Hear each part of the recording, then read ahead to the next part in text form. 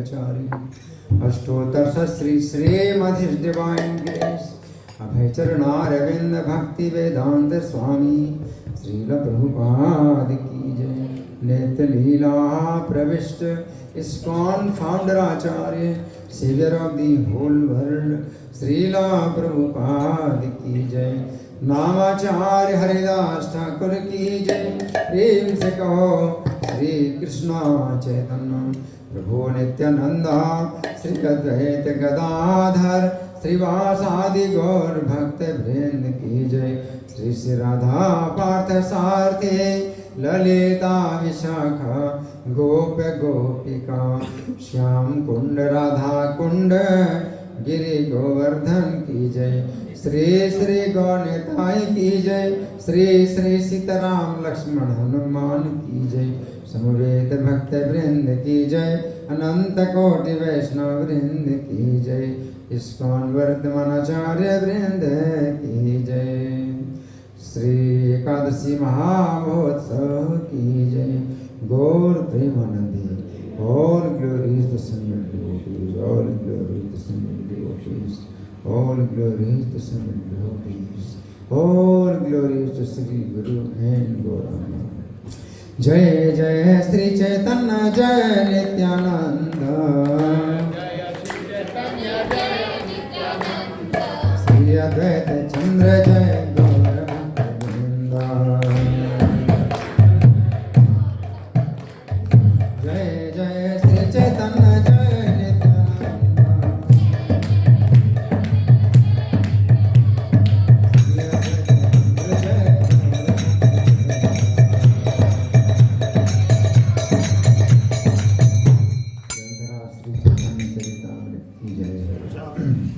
तो आज का जो विषय है वो है महाप्रभु और जगदानंद पंडित का प्रेम व्यवहार। तो ये बहुत ही मार्मिक, बहुत ही रसीला है आज का जो विषय है। तो चैतन्य चरित्र तो रस से भरा हुआ है और आपको ये रस पीना होता है कहाँ से? कानों से पीना होता है। मुंह बंद करना होता है और कान खोलने होते हैं, है ना। तो जो रस है आप लोग अगर पिएंगे तो आपका जो आध्यात्मिक जीवन है वो विकसित होगा। शरीर के अंदर जो जीवात्मा है उसका जो आध्यात्मिक शरीर है वो बहुत छोटा है, बहुत छोटा है। पता है कितना छोटा है? बाल के नोक के 10,000वें हिस्से के बराबर छोटा है ना आध्यात्मिक जो जीव है ना। लेकिन हम जब कथा रस पीते हैं तो उसको पुष्टिकरण मिलता है, उसको पुष्टिकरण मिलता है। किसको? जीवात्मा को। और जीवात्मा का आध्यात्मिक शरीर विकसित होता है। आपका जो स्वरूप है वो विकसित होता है। आपका स्वरूप भगवान की सेवा में, भगवान के धाम में क्या है तो वो जो है विकसित होता है ना। तभी वो जो स्वरूप है हमारा इतना सिकुड़ गया है कि वो बाल की नोक के 10,000वें हिस्से के बराबर छोटा है। कथा का रस पीने से उसको पोषण मिलता है और वो विकसित होता है। अगर जो पूरा विकसित हो जाए किसी जीवन में तो आप शरीर छोड़ करके आप उस आध्यात्मिक शरीर से जा सकते हैं आध्यात्मिक लोक में, है ना। तो आपका आध्यात्मिक शरीर वो जो विकसित होगा वो वही उसी रूप में होगा जिस रूप में पहले था। ये आध्यात्मिक जो शरीर है, आध्यात्मिक जो संबंध है वो कुछ बनता नहीं है बल्कि वो जागता है, जगाया जाता है। तो वो जो संबंध है हमारा भगवान के साथ में वो बनाया नहीं जाता है, वो जगाया जाता है। आध्यात्मिक स्वरूप जो है हमारा उसी प्रकार से विकसित होता है जैसे पहले था, है ना। और जब अगर वो विकसित हो जाए तो ये भौतिक शरीर फिर आपको प्राप्त करने की आवश्यकता नहीं। भौतिक शरीर आपको तब तक प्राप्त करना पड़ता है जब तक आध्यात्मिक स्वरूप विकसित नहीं होता है ना।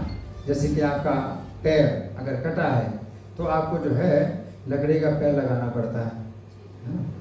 तो उसी प्रकार से जो आध्यात्मिक स्वरूप आपका जो है विकसित नहीं हुआ है तो आपको भौतिक शरीर प्राप्त करना पड़ता है, क्योंकि वो काम का नहीं, आध्यात्मिक शरीर उस कार्य करने लायक नहीं है। वो आध्यात्मिक शरीर जो है आपका, वो भगवान की सेवा के लिए होता है। तो जब हम कथा सुनते हैं, कथा का रस पीते हैं, सेवा की भावना विकसित होती है, तो आध्यात्मिक स्वरूप विकसित होता है, क्योंकि वो आध्यात्मिक स्वरूप भगवान की सेवा के लिए है।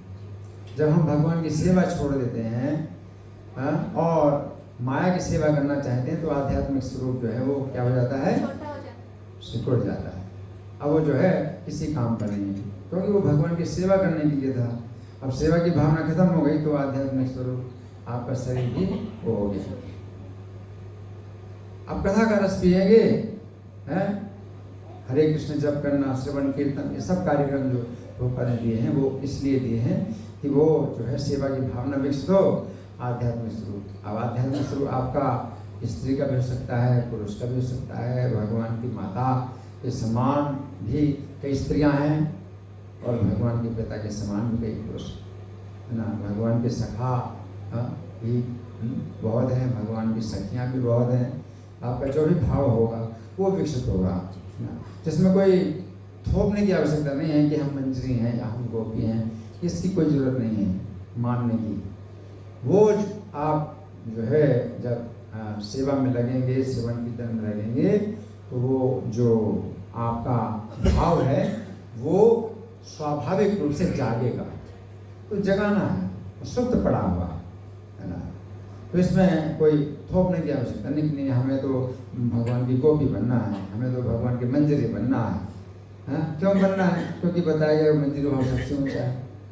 तो ऐसा कुछ नहीं है, ठीक है, मंजरी भाव सबसे ऊंचा है, गोपी भाव बहुत ऊंचा है, लेकिन सखा भाव में जो है, तो जब उस भाव में होते हैं तो वो सुख का अंत ही नहीं है।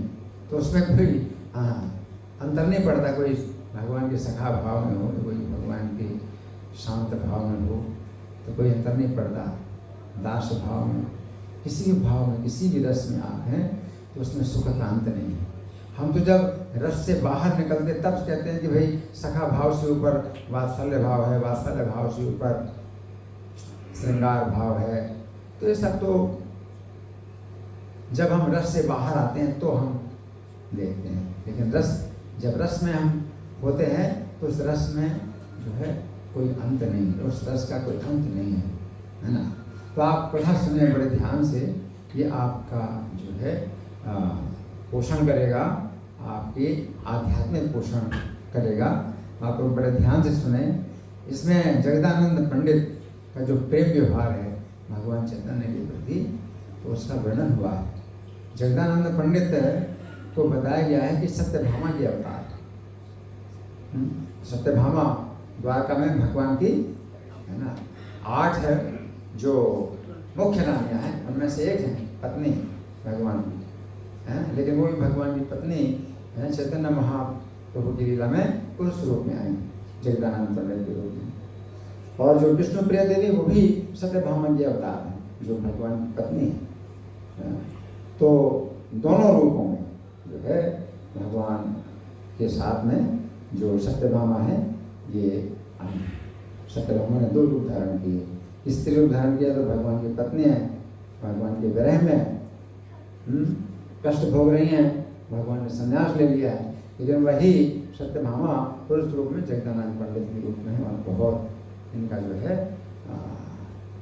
श्री चैतन्य के साथ में बहुत घनिष्ठ प्रेम, बहुत गाढ़ा गहरा प्रेम है। जगदानंद पंडित है ना, तो आप ज़्यादा प्रचलित नहीं है, इनका नाम ज़्यादा प्रचलित नहीं है। हमारे वैष्णव कैलेंडर में भी इनका नाम नहीं आता, अगर भाव में नहीं आता है, लेकिन आज हमें ये जो विषय दिया गया है, तो बड़े सौभाग्य की बात है कि आज हम जगदानंद पंडित के बारे में जानेंगे कि उनकी क्या महिमा है ना। तो यहाँ जो कथा चल रही है वो ये है कि भगवान चैतन्य इस समय कहाँ पर हैं? जगन्नाथपुरी में। 24 वर्ष में उन्होंने संन्यास लिया था, और फिर माता की आज्ञा से जगन्नाथपुरी में आए, और जगन्नाथपुरी में सन्यासी के रूप में चैतन्य महाप्रभु रह रहे हैं। तो अब माता के पास नहीं जा सकते हैं, अपने घर में नहीं जा सकते हैं, बाकी किसी दूसरे स्थान में जा भी सकते हैं। तो 6 साल दक्षिण भारत की भी यात्रा की, है ना। लेकिन भगवान जो है अपनी माता सची के प्रति बहुत स्नेह है, बहुत उनका जो है ध्यान रखते हैं अपनी माता सची का, है ना। तो जगदानंद पंडित को भगवान ने भेजा। जगदानंद पंडित नवदीप लीला में भी भगवान के साथ हैं, और जब भगवान ने संन्यास लिया तो कुछ भक्त ही उनके साथ में थे, उनमें जगदानंद पंडित थे। जगदानंद पंडित जब चैतन्य महाप्रभु जगन्नाथपुरी में सन्यासी के रूप में रहने लगे तो जगदानंद पंडित भी भगवान की सेवा में जगन्नाथपुरी में रहे। और ये जो है ब्रह्मचारी, जैसे मैं ब्रह्मचारी हूँ, सन्यासी नहीं हूँ, ब्रह्मचारी, तो जगन्नाथ पंडित भी ब्रह्मचारी हैं।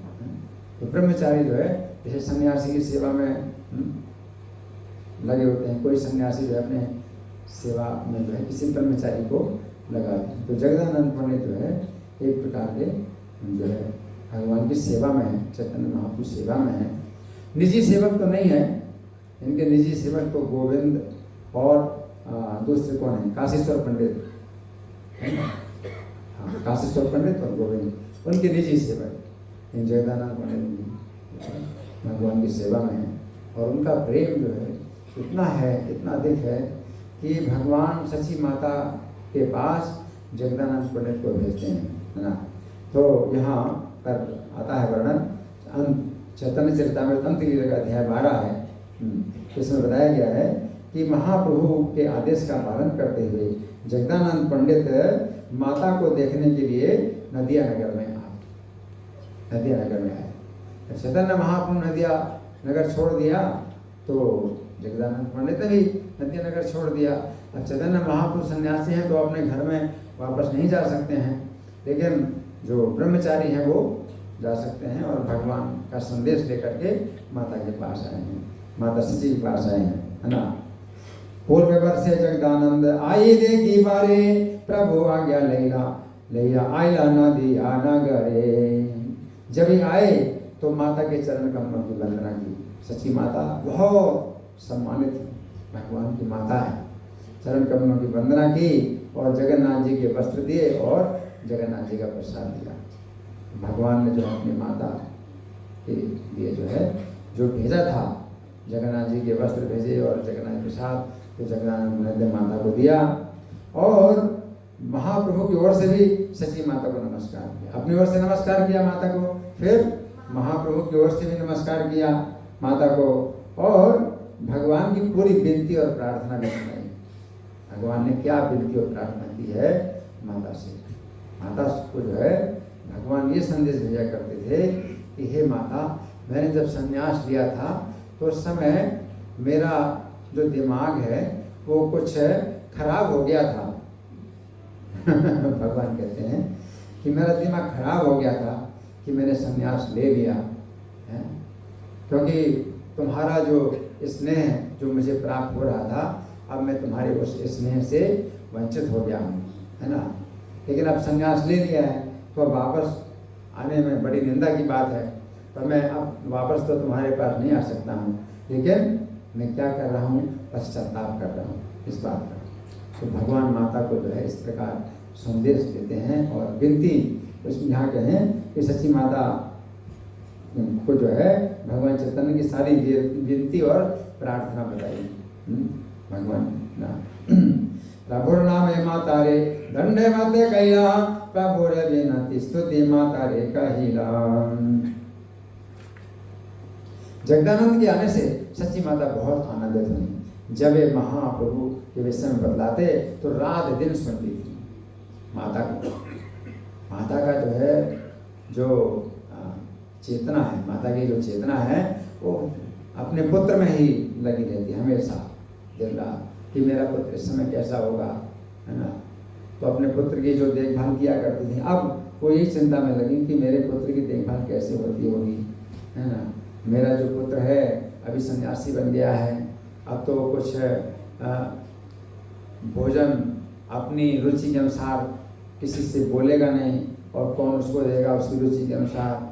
तो माता को हमेशा ये चिंता रहती है कि मैं अपने पुत्र की रुचि के अनुसार ऐसे भोजन देती थी, वहाँ पर कैसे वो उसे भोजन मिलेगा, कौन भोजन देगा, और मेरा पुत्र किसको कहेगा, ऐसे तो हमेशा जो है चिंता में लगी रहती है। और जगदानंद पंडित बताते हैं श्री चैतन्य के बारे में, तो उनका जो दिमाग है वो पूरा भरा हुआ है श्री चैतन्य की लीलाओं से। तो जब भी बोलते हैं तो चैतन्य की ही बात करते हैं, हमेशा चैतन्य की बात करते हैं, है ना। जैसे हमारे जो है एक भक्त हैं, प्रभुपाद के शिष्य है, तो कीर्ति प्रभु, तो प्रभुपाद के वो निजी सेवक रहे, तो वो जितना भी प्रवचन देते हैं, कभी भी किसी भी श्लोक पर क्लास देंगे, प्रवचन देंगे, तो प्रभुपाद की ही बात में आ जाते हैं, और प्रभुपाद कैसे करते थे और कैसे, तो वो उनका जो है मतलब इस प्रकार का भाव रहता है कि कोई भी बात हो वो प्रभुपाद की जो है चर्चा करने रहते हैं, हर प्रवचन में प्रभुपाद की चर्चा करते हैं अपने संस्मरण। तो जगदानंद पंडित चैतन्य महाप्रभु के साथ रहे और नदिया में भी रहे, है ना, जगन्नाथपुरी में भी रहे। तो माता सची से जब बताते हैं तो ऐसे बताते हैं कि दिन रात बताते रहते, दिन रात बताते रहते हैं। सोचो ऐसा भी जो है होता है प्रेम, है? जैसे जो सामान्य लोग होते हैं तो उनका जो है अपने पुत्र के प्रति होता है, किसी स्त्री का जो है पद किसी पुरुष के प्रति आकर्षण है, या किसी पुरुष का किसी स्त्री के प्रति आकर्षण है, तो वो हमेशा दिन रात सोचता है उसके बारे में। इसी प्रकार से श्री चैतन्य के बारे में जगदानंद दिन रात ऐसे हैं कि शुरू हो जाएं तो बंद ही नहीं होती हैं उनकी जो है उनकी बातें बंद ही नहीं होती हैं। और यहाँ सची माता भी ऐसी हैं कि उनके कान जो है इतने उत्सुक हैं सुनने के लिए कि उनके कान भी जो है खुले होते हैं। माता सची के कान कभी बंद नहीं होते, वो सुनती हैं, है ना। एक सुनाने वाला मिल गया, है, रात दिन वो सुनाए, और एक सुनने वाली माता मिल गई, वो रात दिन सुनती है तो वो भी तृप्त नहीं होती। वो सुनाने से तृप्त नहीं होती, वो सुनने से तृप्त नहीं। अच्छी जोड़ी है, श्रोता वक्ता की अच्छी जोड़ी है ना। तो यहाँ जो है ऐसा मतलब हाल है। जगदानंद पंडित ने कहा, हे माता, कभी कभी महाप्रभु यहाँ आते हैं, आप जो भोजन देते हैं उससे पूरा खा जाते हैं। जगदानंद पंडित क्या कहते हैं कि तुम भोजन बनाती हो, तुम्हारी चेतना हमेशा ये रहती है कि मैं अपने पुत्र के लिए भोजन बना रही हूँ, है ना। और महाप्रभु खा लेते हैं, कहाँ से खा लेते हैं? जगन्नाथपुरी में ही, जगन्नाथपुरी से वो खा लेते हैं, जगन्नाथपुरी से वो खा लेते हैं, है ना। लेकिन और हम लोगों से बताते हैं कि आज मेरी माता ने मुझे गले भर तक भोजन खिला दिया है। जगन्नाथपुरी में बैठे बैठे महाप्रभु जो है माता का भोजन खा ले रहे हैं जो माता ने बनाया है ना। लेकिन वो कह रहे हैं कि जगन्नाथ कहते हैं कि यहाँ आकर के खाते हैं, तो वो जो है एक तरीका है बताने का कि यहाँ आकर के खाते हैं, घर में आते हैं खाते हैं। तो ये भी कह सकते हैं कि भगवान घर में आके भी खाते हैं, ये भी कह सकते हैं, और ये भी कह सकते हैं जगन्नाथपुरी में बैठे बैठे खा लेते हैं, है ना। तो किसी व्यक्ति के पास प्राप्ति सिद्धि होती है ना, तो प्राप्ति से क्या होता है कि वो किसी दूर की चीज़ को भी जो है वो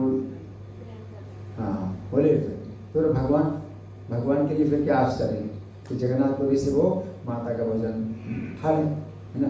लेकिन माता की संतुष्टि के लिए क्या है कि वो आते हैं, वो कह रहे हैं कि वो आते हैं और खाते हैं, यहीं पर आकर खाते हैं, है ना। तो दोनों बातें सही हैं, क्योंकि भगवान तो वहाँ भी हर जगह है भगवान, तो ये भी कह सकते हैं, है ना। लेकिन वास्तव में तो भगवान ऐसे नहीं आते हैं कि जगन्नाथपुरी छोड़ करके उधर आ जाएं और जगन्नाथपुरी में ना रहें, ऐसा तो है नहीं, है ना। तो जगन्नाथपुरी में बैठे बैठे भगवान हम लोगों से बताते हैं कि आज मेरी माता ने मुझे गले भर तक भोजन खिला दिया है। हाँ, और हमें जगन्नाथपुरी कहते हैं, हम लोगों से कहते हैं कि मैं वहाँ जाता हूँ और मेरी माता जो भोजन देती है मैं उसे खाता हूँ, परंतु वो समझ नहीं पाती कि मैं प्रत्यक्ष खा रहा हूँ। ये सोचते हैं कि सपना है। माता क्या सोचती है? सपना है। क्यों? क्योंकि सबकी दृष्टि में तो मेरा पुत्र जगन्नाथपुरी में है, तो यहाँ कैसे? हाँ, तो उन्होंने फिर क्या, वो क्या सोचती हैं कि मैंने सपने में ही बनाया था। माता क्या सोचती है? अब देखो कितना काम किया है, जैसे आटा है, आटा गूंथना है और सब्जी काटनी है, दाल सब्जी, कितने प्रकार के व्यंजन बनाती है माता, कितना काम होता है। अकेली माता सब कुछ बनाती है अपने पुत्र के लिए है। और जब बनाया और थाली में सब जो है सब सजा दिया, जब थाली जो है भगवान ने खाई, तो थाली में ऐसे भगवान खाते हैं कि बिल्कुल सब चमक रहा है। जैसे कई बार ऐसे होता है, चाट चाट के कोई खाए तो ऐसा लगता है कि थाली बिल्कुल साफ है, होता है। कई बार कुछ भक्त लोग ऐसे भी प्रसाद खाते हैं चाट चाट के, तो थाली जो है इतनी चमकती है कि उसने खाया नहीं। कोई भक्त ऐसे भी होते हैं, वो कटोरी और थाली सब कितना अच्छी तरह से वो चाट लेते हैं कि बिल्कुल चमक रही है कि परोसे ही नहीं होगा। तो भगवान जो है माता का जो भोजन है वो इतना चाट चाट के खा लेते हैं कि सब प्लेट और थाली सब चमक रही है, बिल्कुल इसे खाया ही नहीं। और माता सोचती है कि मेरा पुत्र तो जगन्नाथपुरी में है, तो उसने कैसे खाया? फिर किसने खाया? किसी ने नहीं खाया। तो फिर बनाया मैंने, तो फिर मैंने बनाया ही नहीं। वो माता सोचती है कि फिर इसका मतलब मैंने बनाया ही नहीं, तो मेरा भ्रम था कि मैंने बनाया। तो इस प्रकार से तो जगन्नाथ कहते हैं, हम लोगों से बताते हैं महाप्रभु कि माता को विश्वास नहीं होता कि मैंने खाया। हाँ, और वो सोचती है कि मैंने खाया नहीं तो मैंने बनाया नहीं, तो वो जो है इसी भ्रम में रहती है माता। तो भगवान जो है संदेश, मेरे हाथों संदेश भेज रहे हैं कि नहीं माता, तुम सचमुच बनाती हो और मैं सचमुच खाता हूँ। ऐसा जो है तुम्हारा भ्रम गलत है कि तुमने नहीं बनाया, तुम बनाती हो और मैं खाता हूँ। तो ये जो है संदेश भगवान ने जगन्नाथपुरी से माता के पास भेजा। जगदानंद कहते हैं तो सची माता बोले, किससे बोली सची माता? जगदानंद पंडित से। क्या बोली? मैं चाहती हूँ कि निमाई मेरे द्वारा पकाई सारी सुंदर सब्जियां खाए, यही मेरी इच्छा है। सब खाए और सब खाते भी हैं। तो माता की इच्छा होती है सब खाए, मेरा पुत्र सब खाए, है ना। और सब्जियां, कितने प्रकार की सब्जियां, उनको सब्जियां प्रिय बतर भी है। ये सब्जी जो है भगवान चैतन्य को बहुत प्रिय है, तो सब्जी ही खाते हैं। तो माता जो है सब्जी बनाती हैं और भी चीज और भी कई व्यंजन बनाती हैं, लेकिन सब्जियों की ज़्यादा वैरायटी, और तो कोई एक प्रकार का व्यंजन तो एक ही प्रकार का होता है ना। मिठाई में कोई एक मिठाई बना दी, है ना। कई व्यंजन नमकीन, कई व्यंजन एक ये सब्जियों की जो है कई वैरायटी होती हैं, है ना। तो माता की जो है बड़ी जगदानंद पंडित से कहते हैं, मेरी तो इच्छा होती है कि मेरा निमाई मेरे द्वारा पकाई सारी सुंदर सब्जियां खाए, यही मेरी इच्छा है। मैं कभी भी सोचती हूँ कि निमाई ने खा लिया, किंतु बाद में सोचती हूँ कि मैंने सपना देखा है। सपना देखा, क्या सपना देखा? कि मैंने बनाया। अब इतना परिश्रम किया आपने, तो लगेगा कि सपना है? नहीं।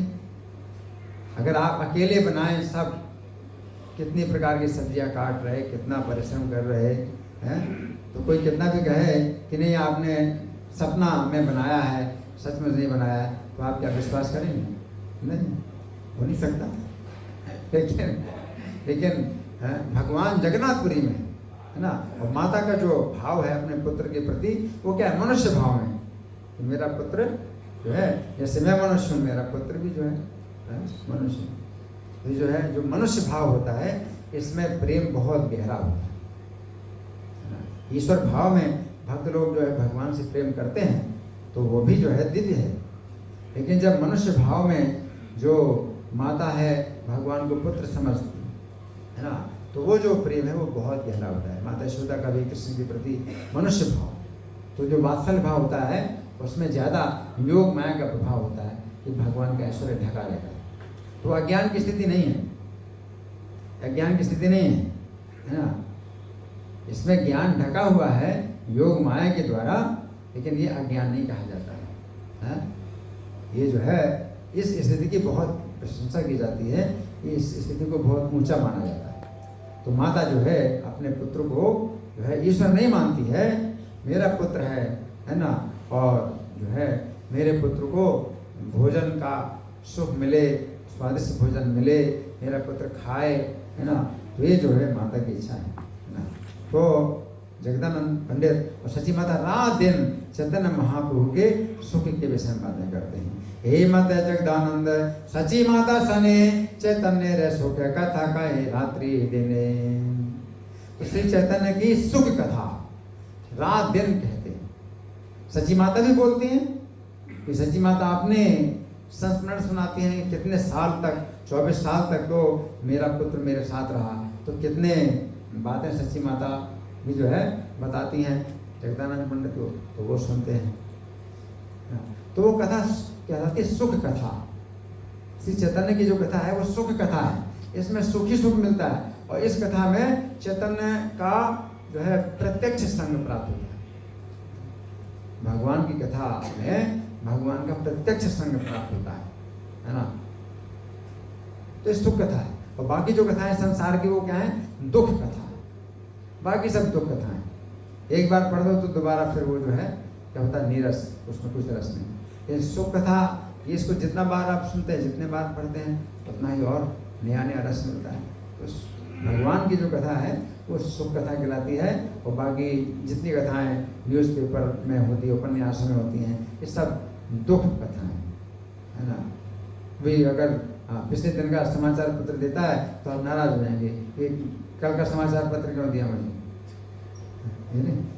लेकिन ये जो समाचार है ये जो है जितने बार सुनते हैं उतना ये नया है। तो ये ऐसा नहीं है, ये सुख कथा है। तो जगदानंद और सची माता जो है एक दूसरे से जब बातें करते हैं तो वो जो है इसमें परम सुख प्राप्त होता है, बहुत सुख प्राप्त होता है।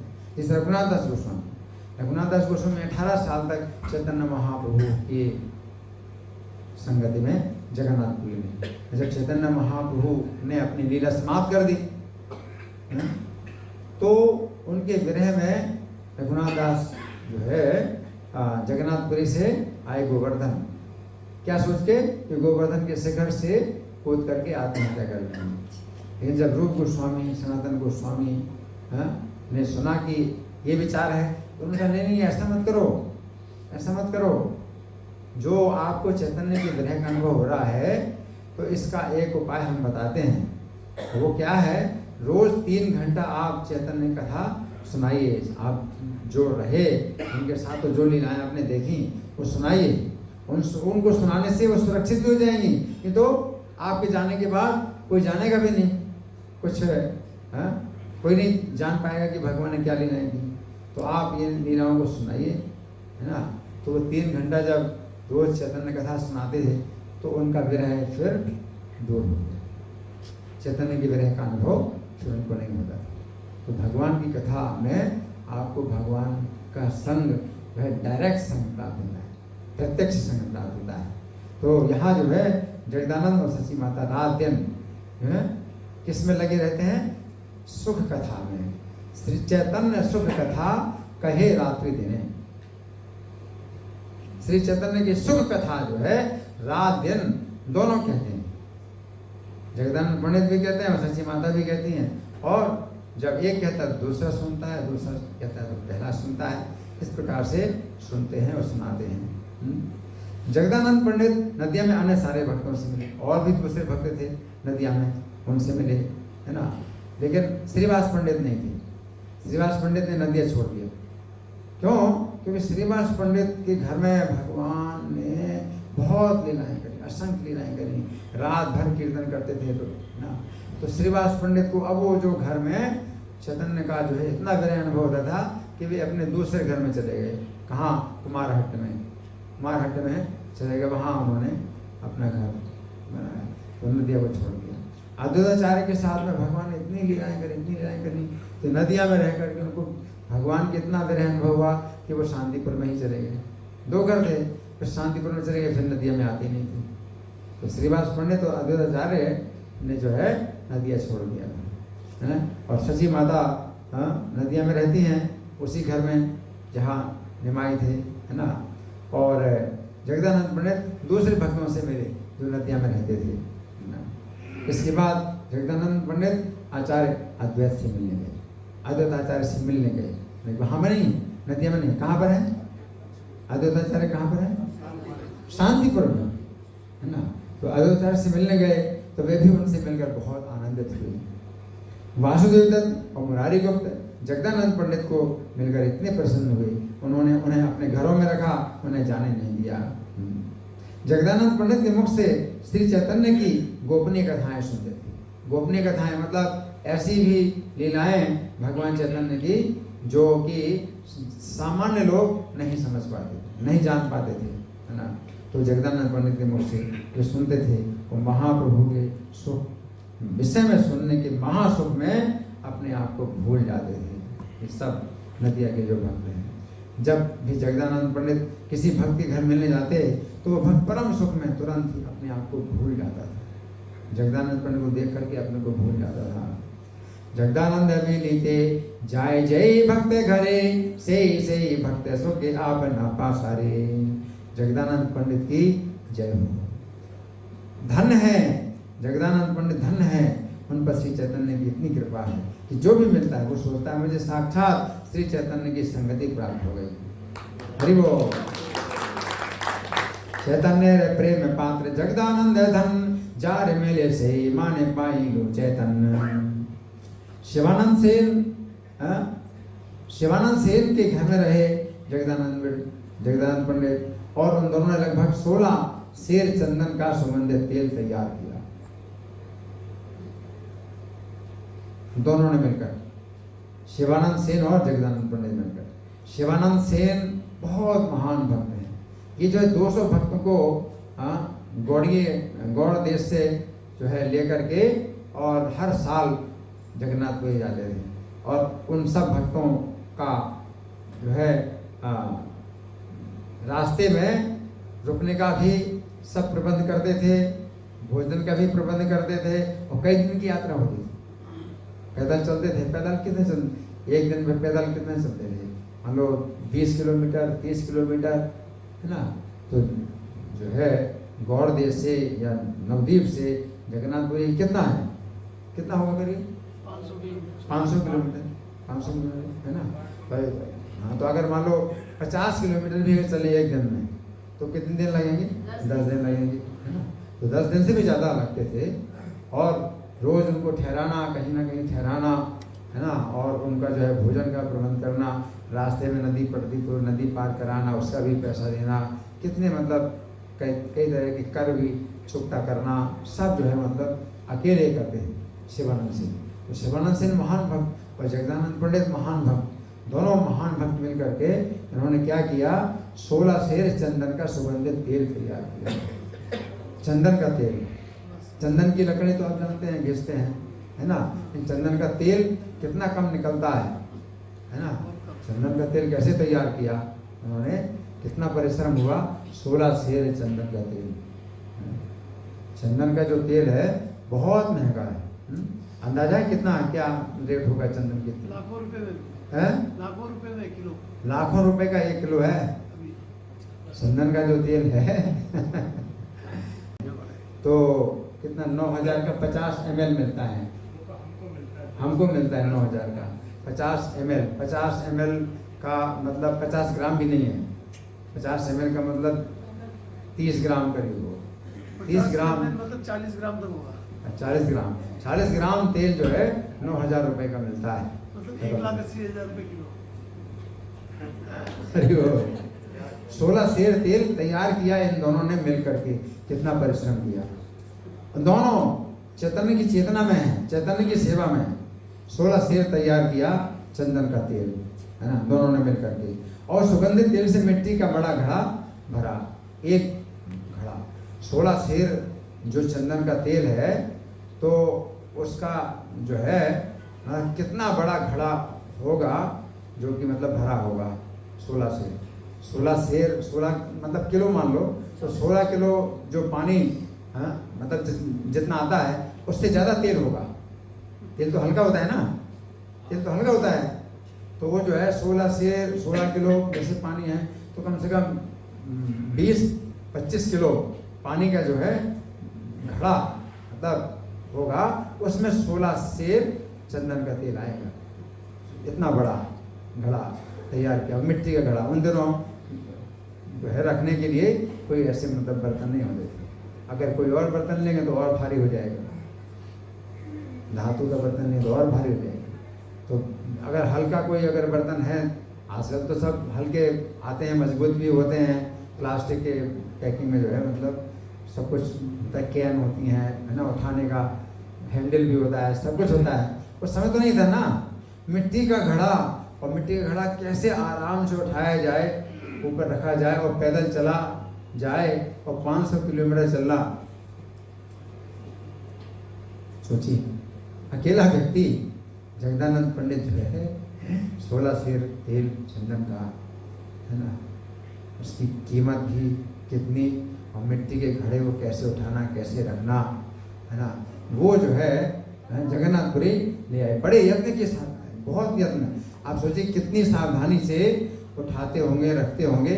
जरा सा अगर धक्का लगा तो गया। मिट्टी का घड़ा क्या होता है, कुछ नहीं। और 16 सेर रखा हुआ है, और आपने जैसे रखा, थोड़ा सा भी जो है मतलब उसको जो है भार डाल दिया, मतलब बिल्कुल हल्के से रखो, हल्के से उठाओ।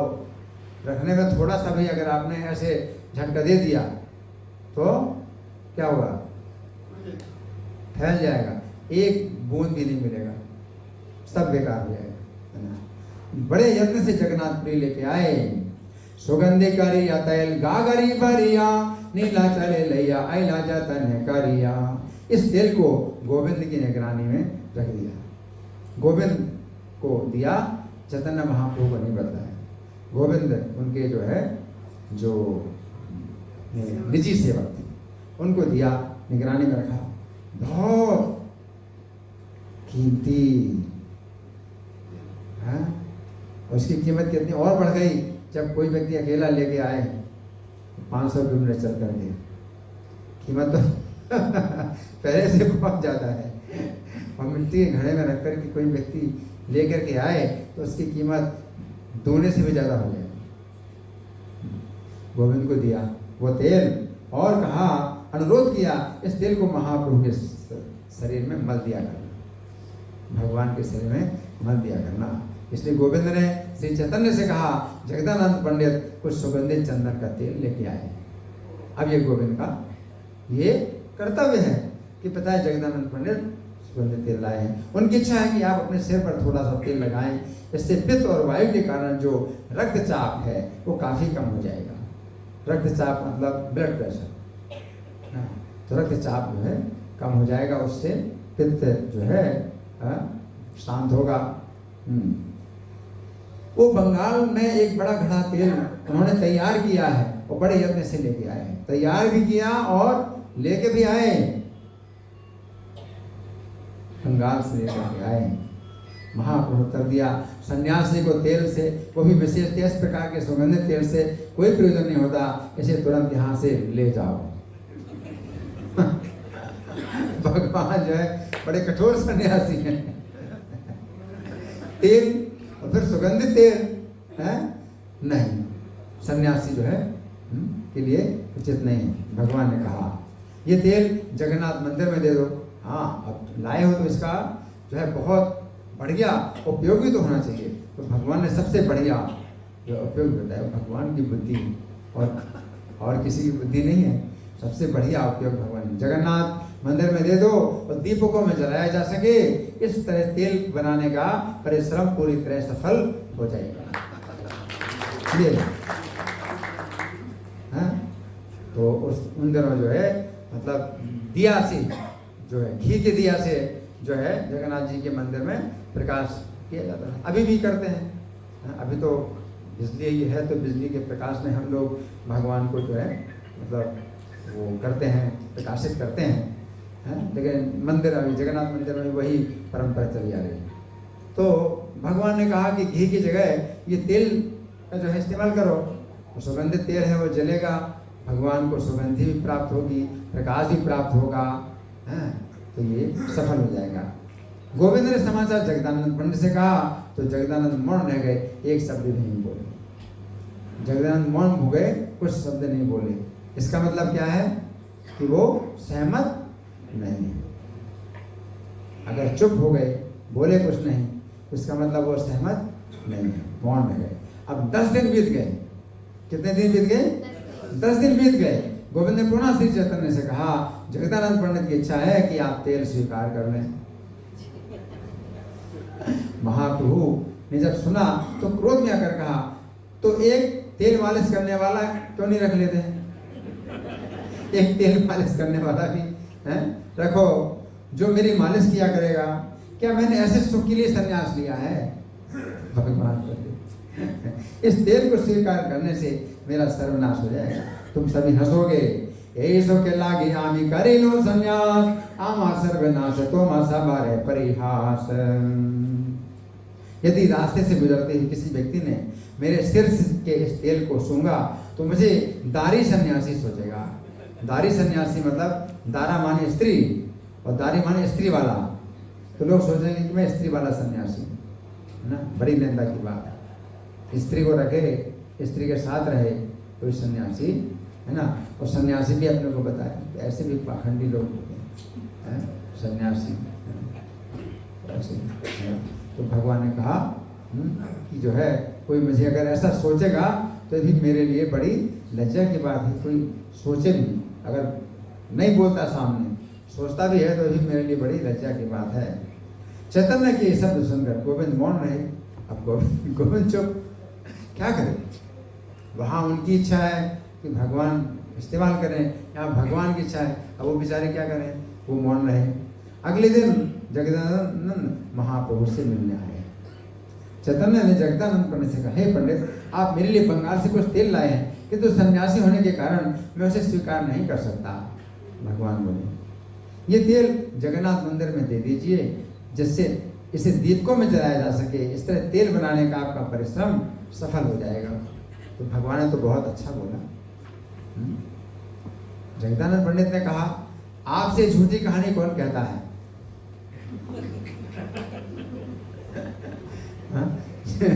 उनको जो है अच्छी नहीं लगी बात। तो आपसे ये झूठी कहानी कौन कहता है? मैं तो बंगाल से तेल लाया नहीं, मैं तो बंगाल से तेल लाया नहीं, है ना।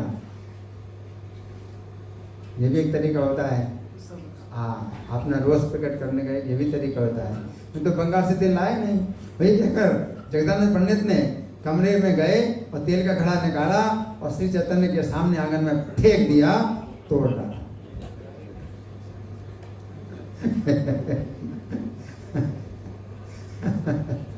जैसे कहते हैं प्रणय को मैं तो लाया नहीं कुछ, और भगवान के सामने तोड़ डाला। घड़ा तोड़ देने के बाद जगदानंद पंडित अपने घर लौट गए और भीतर से दरवाजा बंद कर दिया और लेट गए। 3 दिन तक लेटे रहे, ना खाया ना पिया। सोने की तो बात दूर ही, सोने की बात तो दूर, लेटे रहे। इससे क्या होता है? प्रणय को, है ना। तो अब श्री चैतन्य उनके कमरे के दरवाजे के पास गए, जान गए कि बहुत नाराज है, बहुत नाराज है। 3 दिन से कुछ खाया पिया कुछ नहीं है। तो दरवाजे पर गए और कहा, जगदानंद पंडित कृपया उठो, तृतीय दिवस है प्रभु तारे द्वारे जाया, उठा पंडित कार्य काये न डाकिया। मैं चाहता हूं आज आप स्वयं मेरे लिए दोपहर का भोजन बनाओ। प्रसन्न करने का एक ही उपाय है कि सेवा दो। सेवक जो प्रेमी सेवक होते हैं तो सेवा अगर उनको कुछ दी जाए तो संतुष्ट होते हैं, है ना। तो कहा बनाओ मेरे लिए। अगर कहते कि तुमने खाया नहीं है तो जवाब ही नहीं देंगे, खाओ तो भी जवाब नहीं देंगे। अच्छा मेरे लिए बनाओ। मेरे लिए बनाओ ना। तो मैं दर्शन करने जा रहा हूँ मंदिर में और दोपहर में लौटूंगा तो मुझे बना हुआ मिलना चाहिए। संतुष्ट संतुष्ट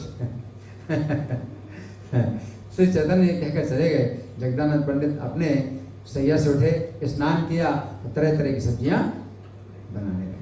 अब कितने प्रकार की सब्जियां बनाने लगे। और दोपहर के कार्य पूरे करके महाप्रभु भोजन करने आए। जगदानंद पंडित ने भगवान के पैर धोए, बैठने के लिए आसन दिया। मध्याह्न कार्य या प्रभु आई लाभो जाने, पाद प्रक्षालन कार्य दिले आसाने। घी डालकर महीन चावल पकाया, चावल महीन छोटा छोटा घी डालकर पकाया। उसे केले के पत्ते पर ऊंचाई तक ढेर बना करके रखा। केले के पत्ता और ऊंचाई तक जितना ऊंचा हो सकता है ढेर केले के पत्ते में वो बना के रखा। साथ ही केले की छाल से बने दोने में तरह तरह की सब्जियां और चारों ओर से वो सब्जियां रखी। चावल है और सब्जियां कई प्रकार की। चावल तथा सब्जियों के ऊपर तुलसी की मंजरियां और महाप्रभु के सामने रोटी, खीर और जगन्नाथ जी का अन्य प्रसाद भी था। महाप्रभु का एक दूसरा पत्तल बिछाकर उसमें चावल सब्जियां रखो, आज आप और मैं दोनों साथ साथ भोजन करेंगे, दोनों करेंगे भोजन।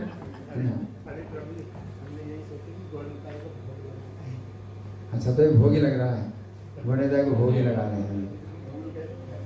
देखो अभी ये बात आई ना, तो यहाँ पर भी भोग लग रहा है गणेश। तो चैतन्य महाप्रभु अपना हाथ ऊपर उठाए रहे। उन्होंने तब तक भोजन नहीं किया तब तक जगदानंद पंडित स्नेह और प्रेम युक्त वचन नहीं कहे। तो भगवान कह रहे हैं, ऐसे हाथ उठाए हैं कि अपनी भी थाली बनाओ, मतलब केले के पत्ते में, है ना, हम दोनों खाएंगे, है ना।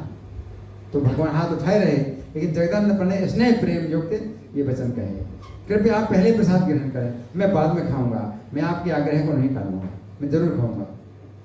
मतलब वचन दे दिया, अब मैं जरूर खाऊंगा।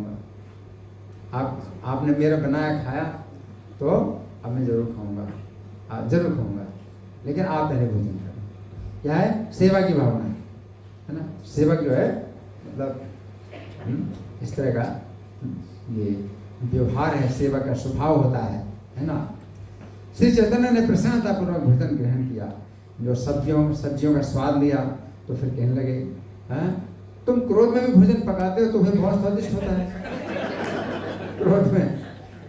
लेकिन वास्तव में क्रोध क्या है? वो प्रेम के रूप में है क्रोध। उनका क्रोध क्या है कि ये जो है अच्छा खाते नहीं है, अच्छा जो है सोते नहीं है, अच्छा ये जो है मतलब भोगों को नहीं प्राप्त करते हैं, है ना। तो इनको इस बात का जो है रहता है, गुस्सा रहता है, असंतुष्ट रहते हैं, है ना। तो ये प्रेम है ना। एक तो व्यक्ति असंतुष्ट रहता अपने लिए कि मुझे अच्छा भोजन नहीं मिल रहा खाने को, अच्छा पहनने को नहीं मिल रहा, अच्छा सोने को नहीं मिल रहा है ना। तो ये तो काम कहलाता है, काम वासना।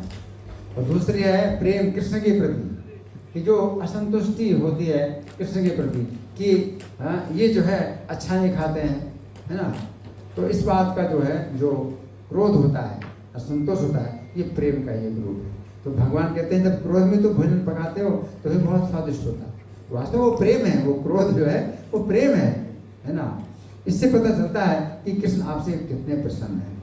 अब स्वयं तो कृष्ण है, अपने को छिपा रहे हैं, कहते हैं इससे पता चलता है कृष्ण आपसे बहुत प्रसन्न है। गुस्से में भोजन पकाते हो तो बहुत स्वादिष्ट होता है।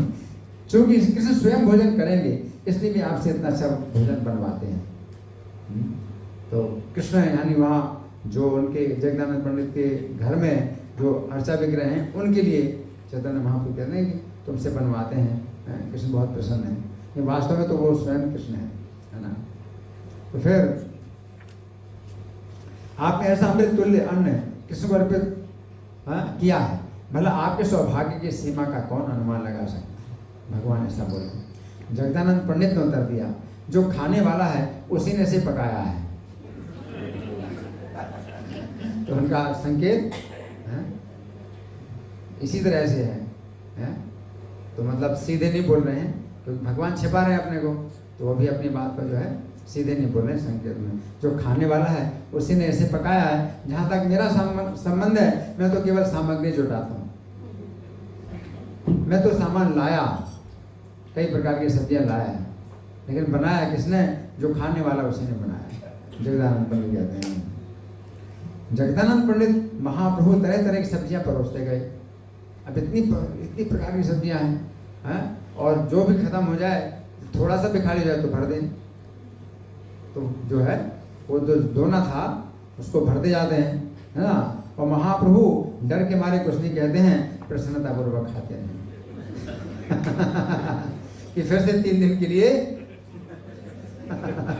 भोजन बंद कर दिया। तो भगवान डर के मारे, प्रेम में भी भगवान डरते हैं ना। ऐसे भगवान से डर भी डरता है, भगवान से जो है ना भीरपियत विभूति, डर भी भगवान से डरता है। भगवान को कौन डरा सकता है? लेकिन प्रेम से भगवान डरते हैं, है ना। प्रेमी भक्त से भगवान डरते हैं ना। तो डर के मारे प्रसन्नतापूर्वक खाते रहे। जगदानंद पंडित ने आग्रह करके महाप्रभु इतना खिला दिया कि अन्य दिनों की अपेक्षा 10 गुना अधिक भोजन कराया। सामान्य को जितना खाते हैं 10 गुना भोजन करा दिया। और बारंबार भगवान उठने का मन करते, जगदानंद उन्हें और सब्जियां खिलाते जाते, अभी और खा। और श्री चैतन्य उनको अधिक खिलाने से मना नहीं कर पाए। वे खाते गए और डरते रहे कि अगर ना खाएंगे तो ये फिर से 3 दिन के लिए भोजन नहीं करेगा। अभी 3 दिन से तो कुछ खाया नहीं है, और 3 दिन और ये जो है ऐसा कर लेगा। अंत में महाप्रभु आदर पूर्वक कहा, हे जगदानंद, मैं जितना खाने का अभ्यस्त हूँ उससे 10 गुना अधिक भोजन आपने करा दिया, अब तो बंद कर दो। वही प्रार्थना कर रहे हैं कि आप बंद कर दो, अब तो बंद कर दो। तबे प्रभु कहे अनकारी, बिना ये सम्मान 10 गुण खाओ याइला ए बेकर समाधान। श्री चैतन्य खड़े हुए, उन्होंने हाथ मुंह धोए। जगदानंद पंडित ने मुख शुद्धि दी और माला और चंदन लेप लेके आए। चंदन लेप, भगवान के सिर में चंदन का लेप किया, माला पहनाई। फिर महाप्रभु बैठ गए, बोले अब आप मेरे सामने भोजन करो। अब भगवान क्या बोले? मेरे सामने भोजन करो। क्यों? जिससे मुझे संतुष्टि हो कि तुमने खाया है। मैं चला जाऊंगा, पता नहीं फिर तुम्हारा क्या हाल होगा, कुछ विश्वास नहीं। भगवान कहते हैं मेरे सामने भोजन करो। जगदानंद ने उत्तर दिया, हे प्रभु आप जाकर आराम करें, मैं कुछ प्रबंध कर लूँ तब प्रसाद ग्रहण करूँगा, आप आराम करो। जगदानंद कहते हैं, उनको संकोच होता है, सेवक को क्या होता है, लज्जा आती है मालिक के सामने खाने में। और मालिक कह रहा है कि मेरे सामने खाओ, तो वो कह रहे हैं आप आराम करो, मैं कुछ प्रबंध कर लूँगा तो फिर मैं प्रसाद ग्रहण करूँगा। रामाई पंडित रघुनाथ भट्ट ने रसोई का कार्य किया है, मैं कुछ है उन्हें अन्न और सब्जियां देना चाहता हूँ। तो जगदानंद पंडित कह रहे हैं, तब महाप्रभु ने गोविंद से कहा तुम यहीं रहो, जब पंडित भोजन कर चुके तो मुझे बताना। गोविंद को कहा ठीक है मैं तो जा रहा हूँ, तो मेरे सामने शर्म आती है खाने में, है? तो गोविंद से कहा कि तुम रहो, जब भोजन कर लें तो बता देना कि खा लिया है। भगवान को चिंता है कि खाता है कि नहीं खाता, है ना। जब महाप्रभु कहकर चले गए, जगदानंद पंडित गोविंद से बोले तुरंत जाओ महाप्रभु के पैर दबाओ। ये लो, महाप्रभु ने कहा कि तुम यहाँ रहो और जब खा ले तब आना मेरे पास बताने के लिए क्या है। लेकिन जगदानंद पंडित ने गोविंद को भेज दिया, जाओ महाप्रभु के पैर दबाओ, तुम जाओ महाप्रभु और उनसे कह दो कि पंडित अभी अभी अपना भोजन करने बैठ गया है, बता दो। अभी बैठे नहीं है, बता दो कि बैठ गया है ना। मैं तुम्हारे लिए महाप्रभु के भोजन का कुछ शेष रख दूंगा, है ना, तुम बाद में जाना। जब वे सो जाएं तो आकर भोजन ले लेना, उनको सुला दो, भगवान को सुला दो, पैर दबाओ उनके, और जब सो जाएं तो जो है भोजन ले लेना, मैं तुम्हारे लिए भोजन रख दूंगा। जगदानंद पंडित ने कहा, कैसी भावना है, सेवा की भावना। इसलिए जगदानंद पंडित ने महाप्रभु के शेष प्रसाद को रामाई को दिया, नंदाई को दिया, गोविंद को दिया, रघुनाथ भट्ट को दिया। इस तरह उन्होंने स्वयं भी श्री चैतन्य द्वारा छोड़े गए भोजन का शेष खाया। तब महाप्रभु ने फिर गोविंद को भेजा, अब गोविंद को फिर भेजा भगवान ने। महाप्रभु ने कहा जाओ देखो जगदानंद पंडित खा रहे हैं कि नहीं, और तुरंत लौट करके मुझे बताओ। भगवान की बड़ी चिंता है, खाया कि नहीं खाया, खा रहा है कि नहीं खा रहा है, अभी बहुत चिंता है भगवान को। तो ये देख करके जगदानंद पंडित सचमुच खा रहे हैं, गोविंद ने महाप्रभु सूचित किया, तब भगवान शांत हुए और तब सोए। तो भगवान को नींद नहीं। जगदानंद पंडित कहते हैं, भगवान जगदानंद पंडित सोचते हैं भगवान सो जाएं, है ना, तब तुम जो है मतलब आना मेरे पास, अभी सुला दो उनको। लेकिन भगवान कैसे सोएं, भगवान को कैसे नींद आएगी है कि वो मुझे खिला रहा है, मुझे इतना खिला दिया और 3 दिन से खाया नहीं, और अभी भी खाया कि नहीं खाया कुछ पता नहीं, है ना। तो भगवान को कैसे नींद आएगी। तो भगवान ने गोविंद को भेजा, है ना। अच्छा, फिर जगदानंद पंडित श्री चैतन्य के बीच ऐसा स्नेह युक्त प्रेम व्यवहार उसी तरह चलता रहा जो श्रीमद् भागवत में सत्यभामा और कृष्ण के बीच में प्रेम का ये व्यवहार था। हरि बोल।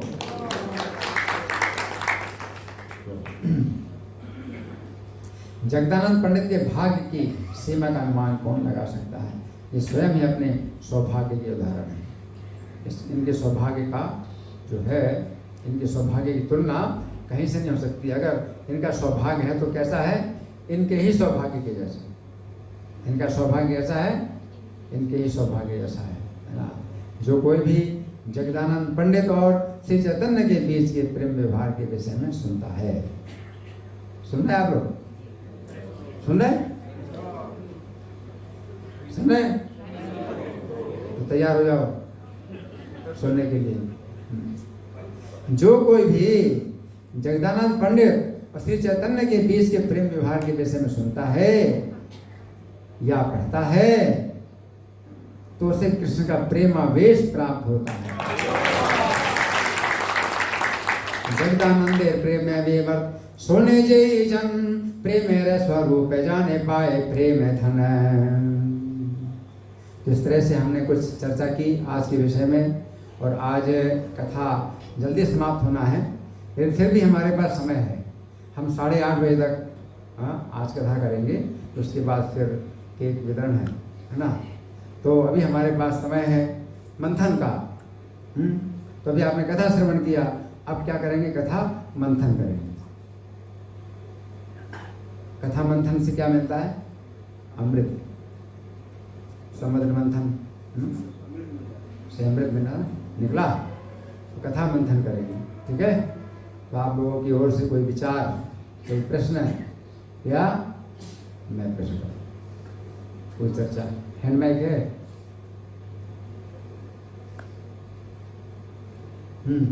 आपकी ओर से मैं प्रश्न करूं। हाँ जी, हैंड माइक नहीं, हैंड माइक है, चालू है, हैंड माइक चालू है, तो दीजिए।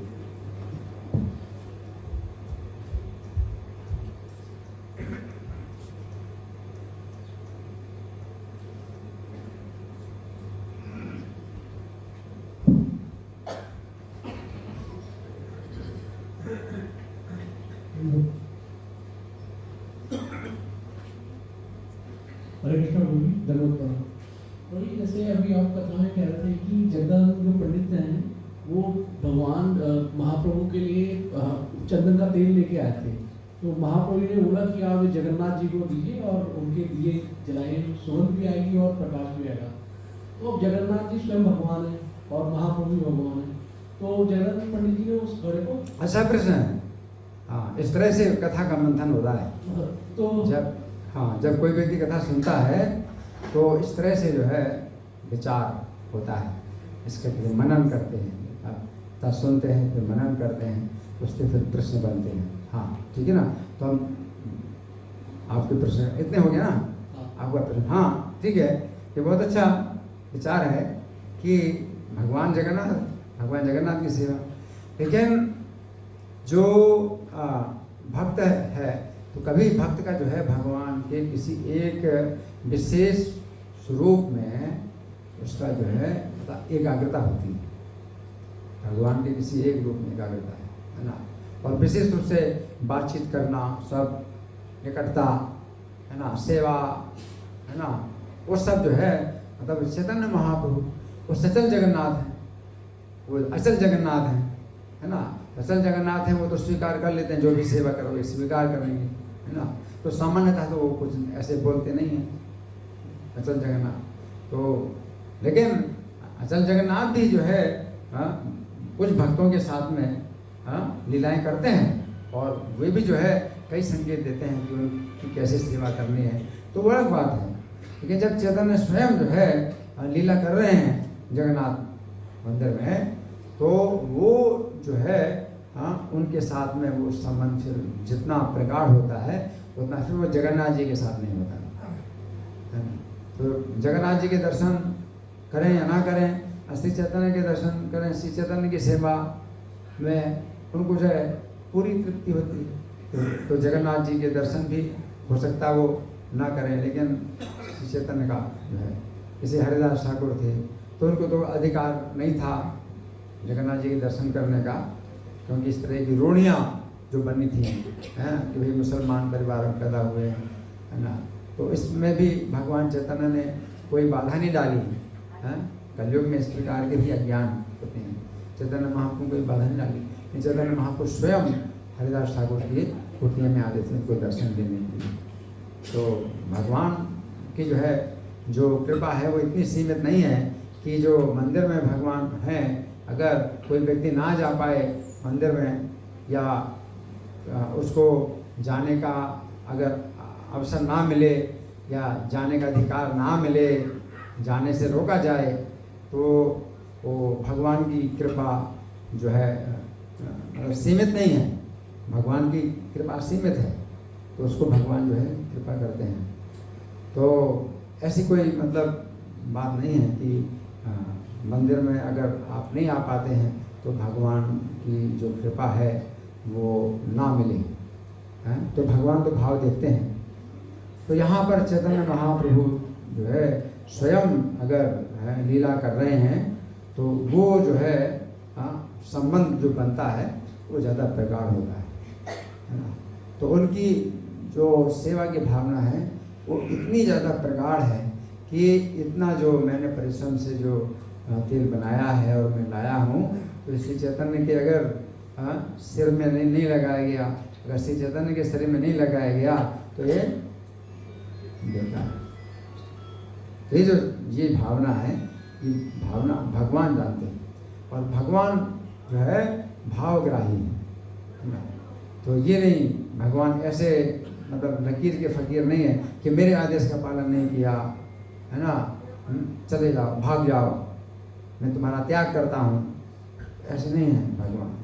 तो भगवान क्रोध भी जो है, अगर प्रेम में भक्त क्रोध भी करे और क्रोध का भी व्यवहार करे और भगवान से नाराज भी हो तो भी भगवान उसके भाव को जो है आदर देते हैं।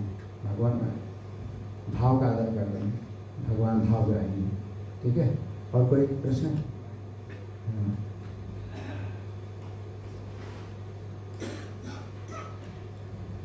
हरे कृष्ण। आज आपको बहुत बहुत धन्यवाद।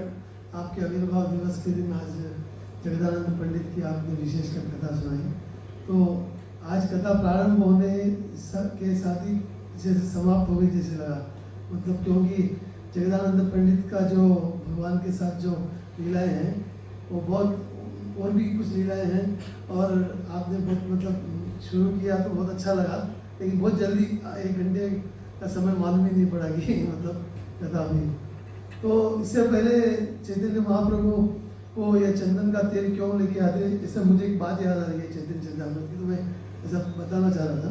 क्योंकि चैतन्य महाप्रभु ये जब बहुत अधिक मतलब भाव विभोर होकर रात भर मतलब कभी गंभीरा में बंद कर देते उनको, तब भी वो जगन्नाथ मंदिर में मिलते, और कई बार अपने एक्सटर्सिस में वो समुद्र में चले जाते। तो ये सब भाव उन्माद से सब चिंतित रहते हैं। तब इसका कोई उपाय भी, इलाज भी किसी के पास नहीं होता। तब जगदानंद पंडित को ये उपाय सोचता है कि मैं मतलब ऐसा कुछ तेल लेकर आऊं। बहुत अच्छा, धन्यवाद। बहुत मंथन किया, देखो कथा का मंथन किया, कितना गहराई से जो है ये जो है मतलब सोचा है कि मतलब श्री चैतन्य चूँकि विरह का अनुभव कर रहे हैं, राधा भाव में श्री चैतन्य विरह का अनुभव कर रहे हैं। तो इस विरह के अनुभव में जो है वो प्रेम में उन्माद होता है और जो है उनका शरीर भी जो है कभी बहुत मतलब हाथ अंदर चले जाएं, कभी हाथ इतने बड़े बड़े हो जाएं, ऐसा शरीर और विरह की अनुभूति में क्रंदन कर रहे हैं। तो वो सब जो चीज़ें हैं तो ये सोचते हैं कि चंदन का तेल जो है शीतलता पैदा करेगा।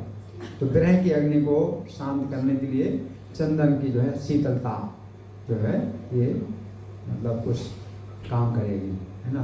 वो जो है तो ये जो है मतलब ये विचार अच्छा विचार। राधा रानी जो है जब कृष्ण के विरह का अनुभव करती थी तो उनको साथ मिला था 100 साल तक कृष्ण का विरह उनको प्राप्त होगा। तो कदली वन में रहती थी। कदली वन यानी केले का वन, और केला जो है उसमें पानी ही पानी, जब तक ना डाला जाए तब तक वो जो है मतलब हरा भरा नहीं होता है, सूख जाएगा, पानी बहुत आवश्यक है। कदली वन में रहती थी, लेकिन राधा रानी की विरह की अग्नि से वो कदली वन भी जो है साफ जल गया, पूरा का पूरा वन भी जो है जल गया था। राधा रानी की विरह की अग्नि जो कृष्ण के प्रति विरह थी वो अग्नि जो है उससे पूरा जल गया, सब कुछ जल गया, है ना। तो वो विरह की अग्नि ऐसी होती है। तो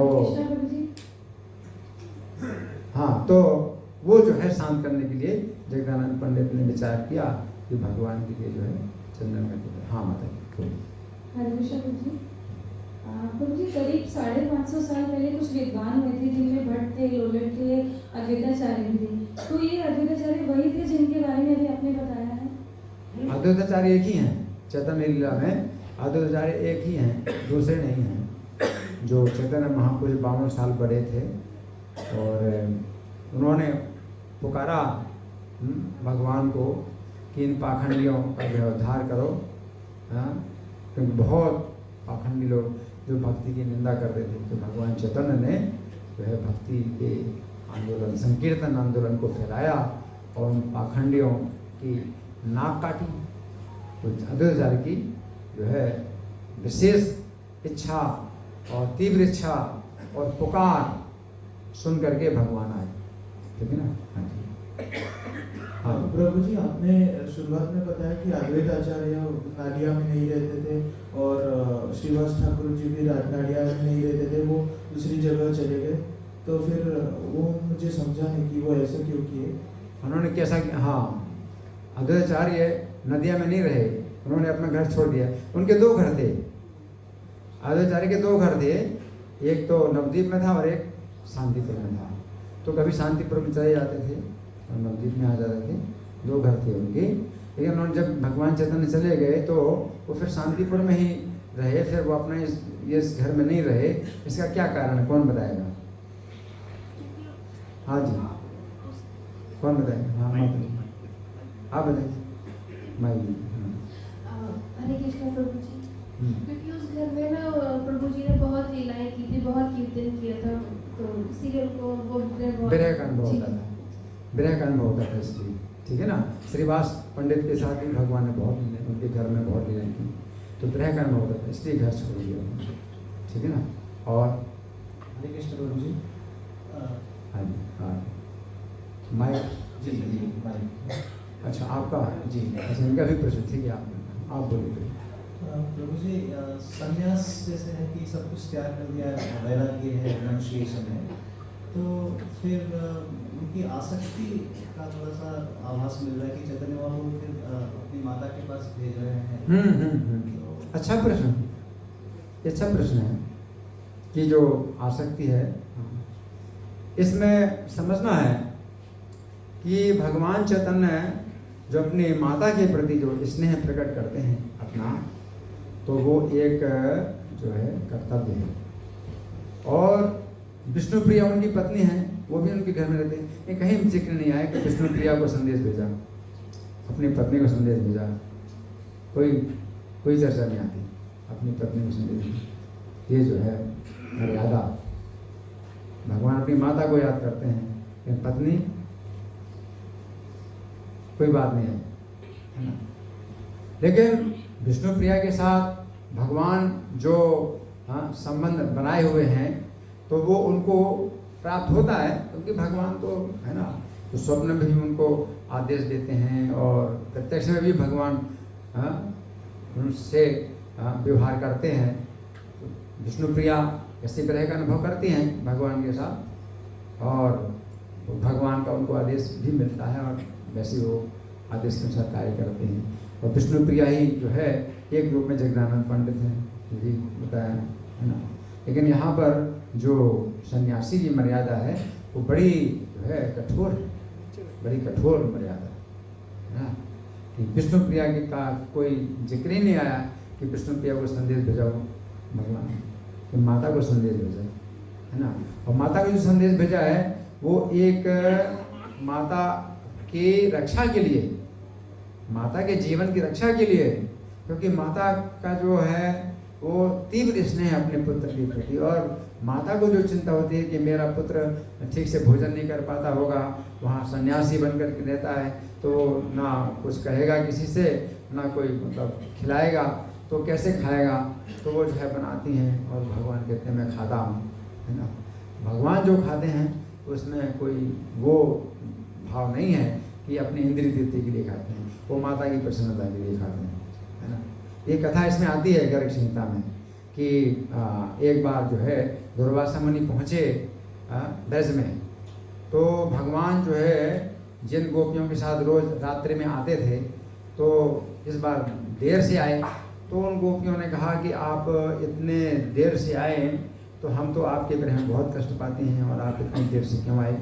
तो भगवान बोले हमारे गुरु दुर्वासा मुनि आए हुए हैं, तो जमुना के उस पार में हैं, तो उनकी सेवा हम करते रहे, तो हमें देर हो गई। तो बोले आप तो जगत गुरु हैं है ना, तो आपके भी कोई गुरु हैं क्या? बोले हाँ मेरे भी गुरु, दुर्वासा मुनि मेरे गुरु हैं। ओह तब तो हम आपके गुरु का भी दर्शन करेंगे। अब रात कब बीते और हम जो है कैसे जमुना को पार करके जाएं। तो भगवान से कहते हैं जमुना को हम कैसे पार करेंगे, जमुना जब तक जमुना को पार ना करें तो आपके गुरु के दर्शन नहीं हो पाएंगे। तो भगवान बोले कि कोई चिंता नहीं है, तुम केवल ये बोलना कि कृष्ण अगर नैष्ठिक ब्रह्मचारी हैं तो जमुना जी रास्ता दे दें। तो गोपियों को तो बड़ा आश्चर्य लगा, लेकिन उस समय तो कुछ बोली नहीं, कुछ तर्क नहीं किया, क्योंकि अपना काम बनाना है। तो ठीक है जमुना जी के सामने कह दिया, तो लगा तो कुछ ठीक नहीं है कि ऐसा जो है मतलब कुछ है, लेकिन अगर कृष्ण नैष्ठिक ब्रह्मचारी तो जमुना जी रास्ता दे दी। तो जमुना जी ने रास्ता दे दिया, पार कर गई तो सब जो है अपने अपने थाल भर करके ले गई है ना, करोड़ों गोपियाँ। अब दुर्वासा मुनि का दर्शन किया, हाँ ये जो है भगवान के गुरु हैं, कृतार्थ हो गए हम तो दर्शन। अब सब आपस में झगड़ा कर रहे हैं, पहले हम भोजन कराएंगे, हम भोजन कराएंगे। दुर्वासा मुनि बोले आप लोग जो है झगड़ा मत करो, मैं अपना बड़ा मुंह खोल देता हूँ, सब लोग अपने अपने थाल मेरे मुंह में डाल दो। तो दुर्वासा मुनि अपना खूब बड़ा मुंह खोला और सब ने अपने थाल एक साथ डाल दिए और बड़े प्रसन्न हुए। दुर्वासा मुनि बहुत दिनों के भूखे थे, सब खा गए। अब जो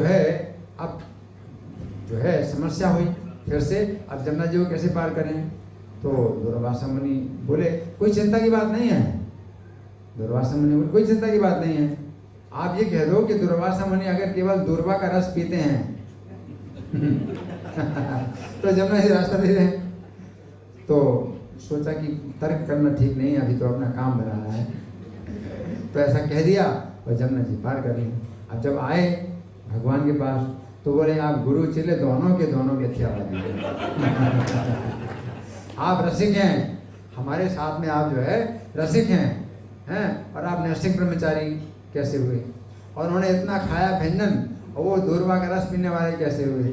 और भगवान जो है उनको गीता के श्लोक सुनाते हैं, जैसे सर्वे समारंभा काम संकल्प वर्जिता ज्ञानाग्निदग्ध कर्माणम तमाहो पंडितम वृथा। भगवान गीता के श्लोक। ये गोपियाँ श्रुति रूपा गोपियाँ हैं, वेदों की ऋचाएँ हैं, वेदों की ऋचाएँ हैं। ये जो है ये गोपियाँ बनी हैं। तो वेदों में भी जो है जो रहस्य है, रहस्य नहीं मिलता वो गीता में है। तो भगवान गीता के श्लोकों से वेदों की ऋचाओं को संतुष्ट करते हैं, है ना, कि मेरे मन में कोई काम वासना नहीं है, मैं तुम लोगों की प्रसन्नता के लिए ही तुम्हारे साथ ये लीलाएं करता हूँ, माधुरी लीलाएं करता हूँ। और दुर्वासा मुनि में भी कोई खाने की इच्छा नहीं है, तुम्हारी प्रसन्नता के लिए उन्होंने खाया, तो वो उनका जो है खाया हुआ नहीं खाया हुआ माना जाता है, और मैं तुम्हारे साथ जो विहार करता हूँ वो भी जो है मेरा पूर्ण ब्रह्मचर्य ही माना जाता है ना। तो भगवान ने उनको उत्तर दिया।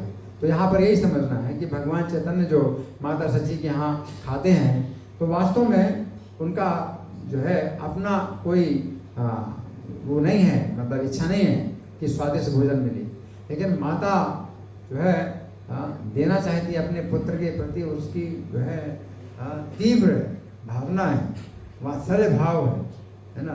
तो भगवान भाव ग्रहण करते हैं, तो भाव ग्रहण करने के लिए भगवान खाते हैं। और फिर यहाँ बताते हैं कि मेरी माता ने यहाँ तक खिला दिया, मुझे इतना तक खिला दिया, है ना। और जब जगदानंद पंडित कहते हैं माता तुम्हारी जो है मतलब भगवान जो है तुम्हारा भोजन खाते हैं, है ना, तो माता को संतुष्टि होती है कि हाँ मेरा भ्रम नहीं है, मेरा पुत्र खाता है ना? तो माता की संतुष्टि के लिए भगवान खाते हैं। तो भगवान में जो प्रेम है तो वो भक्तों की संतुष्टि के लिए वो चीज़ें ग्रहण करते हैं या रोते हैं। भगवान रोते हैं, आपके हाथ का बना हुआ खाने के लिए भगवान रोएं तो कितना सौभाग्य कि भगवान रोएं। जब भगवान आपके घर की चोरी करें, कुछ खाने के लिए चुराएं, कितना सौभाग्य कि भगवान को थोड़ी ही किसी चीज़ की जरूरत है, सब सुख तो उनके अंदर है और सब कुछ तो नहीं सी मिला है ना। तो फिर भी वो भक्तों का खाते हैं, छीन के खाते हैं, मांग के खाते हैं। ये जो अभक्त हैं तो उनके हजारों प्रकार के व्यंजन हैं, वो उनको जो है देखना तक नहीं चाहिए, ठीक है ना। तो भगवान पूर्ण विरक्त हैं, ठीक है ना। अच्छा, और हरे कृष्ण प्रभु जी, जैसे आपने बताया कि यहाँ जो मौन शब्द आया है कि भगवान वो उनके प्रेम से बना के लाते हैं, स्वीकार नहीं करते तो भगवान बोलते हैं तो मौन हो जाते हैं, मतलब जगन्नाथ पंडित मतलब मौन हो जाते हैं जब भगवान उनको डांटते हैं कि मतलब बोलते हैं कि मैं ऐसे उपयोग में नहीं लाऊंगा, तुम इसे रख लो। तो नहीं, हाँ, भगवान ने तो उनसे बड़े कोमल स्वर में कहा क्योंकि तुमने मेरे लिए इतना परिश्रम किया, लेकिन मैं तो सन्यासी हूँ। गोविंद से जरूर मतलब गुस्सा हुए कि ये सब जो है क्या है ना। गोविंद जगदानंद पंडित के सामने गुस्सा नहीं हो रहे। जगदानंद पंडित जब आए तो स्वयं ही भगवान ने बात उठाई। जगदानंद पंडित तो कहा ही नहीं कि मैं आपके लिए तेल लाया हूँ, उन्होंने तो गोविंद से कहा था। जगदानंद पंडित ने भगवान से नहीं कहा। हाँ, और भगवान कह रहे हैं कि तुम तेल लाए हो मेरे लिए, हैं, और लेकिन मैं तो सन्यासी हूँ, मैं तो नहीं लगाऊंगा, लेकिन वो इस तेल का जो है अच्छा उपयोग हो जाएगा जगन्नाथ जी सेवा में। तो जगन्नाथ पंडित जो है तो कहते हैं मैं कहाँ तेल लाया, मैं तो कोई तेल नहीं लाया। और भगवान के सामने उसको तोड़ दिया। तो ये जो है प्रेम का एक लक्षण है। अगर और किसी का प्रश्न नहीं तो फिर ये प्रश्न कर सकते।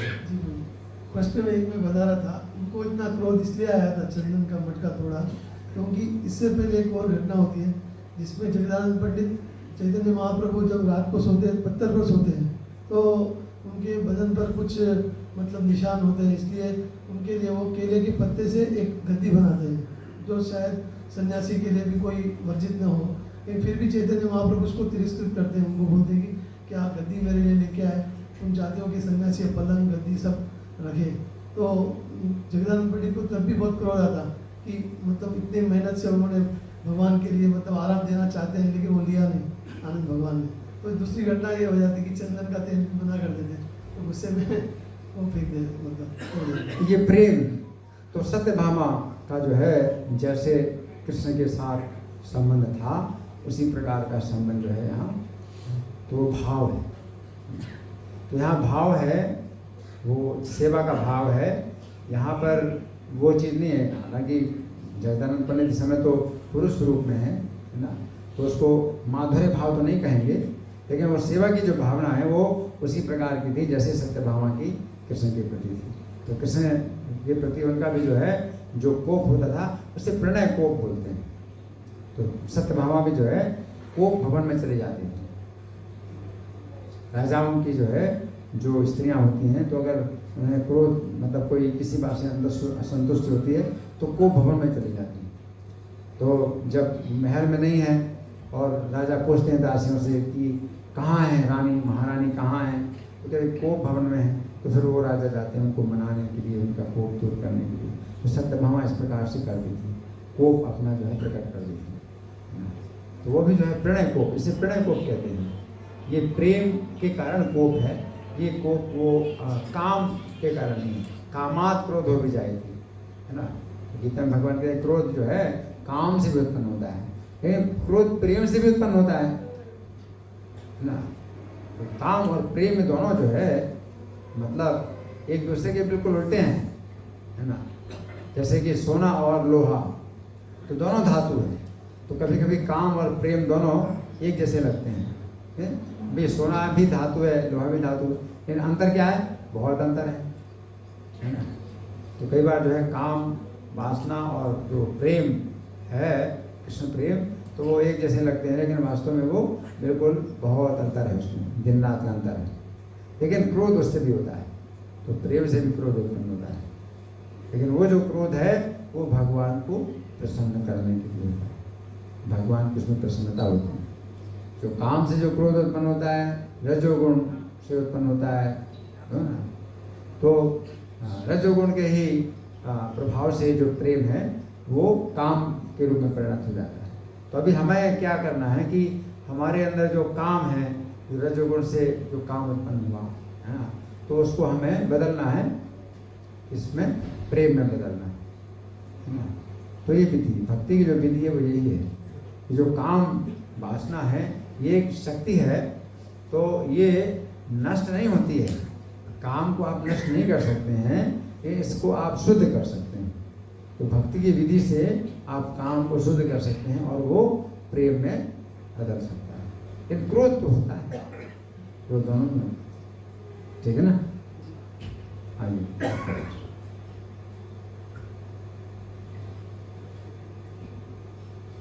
जैसे हरे कृष्णा प्रभु जी, धर्म प्रणाम प्रभु जी। आपने जैसे कथा बताई दुर्वासा मुनि की और गोपियों की, क्योंकि जब वो आए और उन्होंने गोपियों ने भगवान से कहा कि आप जो है बोलते हो कि वो जो है रासलीला कर रहे हैं, उनकी प्रसन्नता के लिए नहीं कर रहे बल्कि गोपियों की प्रसन्नता के लिए कर रहे हैं। लेकिन ऐसा बोला जाता है कि भगवान तो परम भोक्ता हैं और परम वैरागी भी हैं।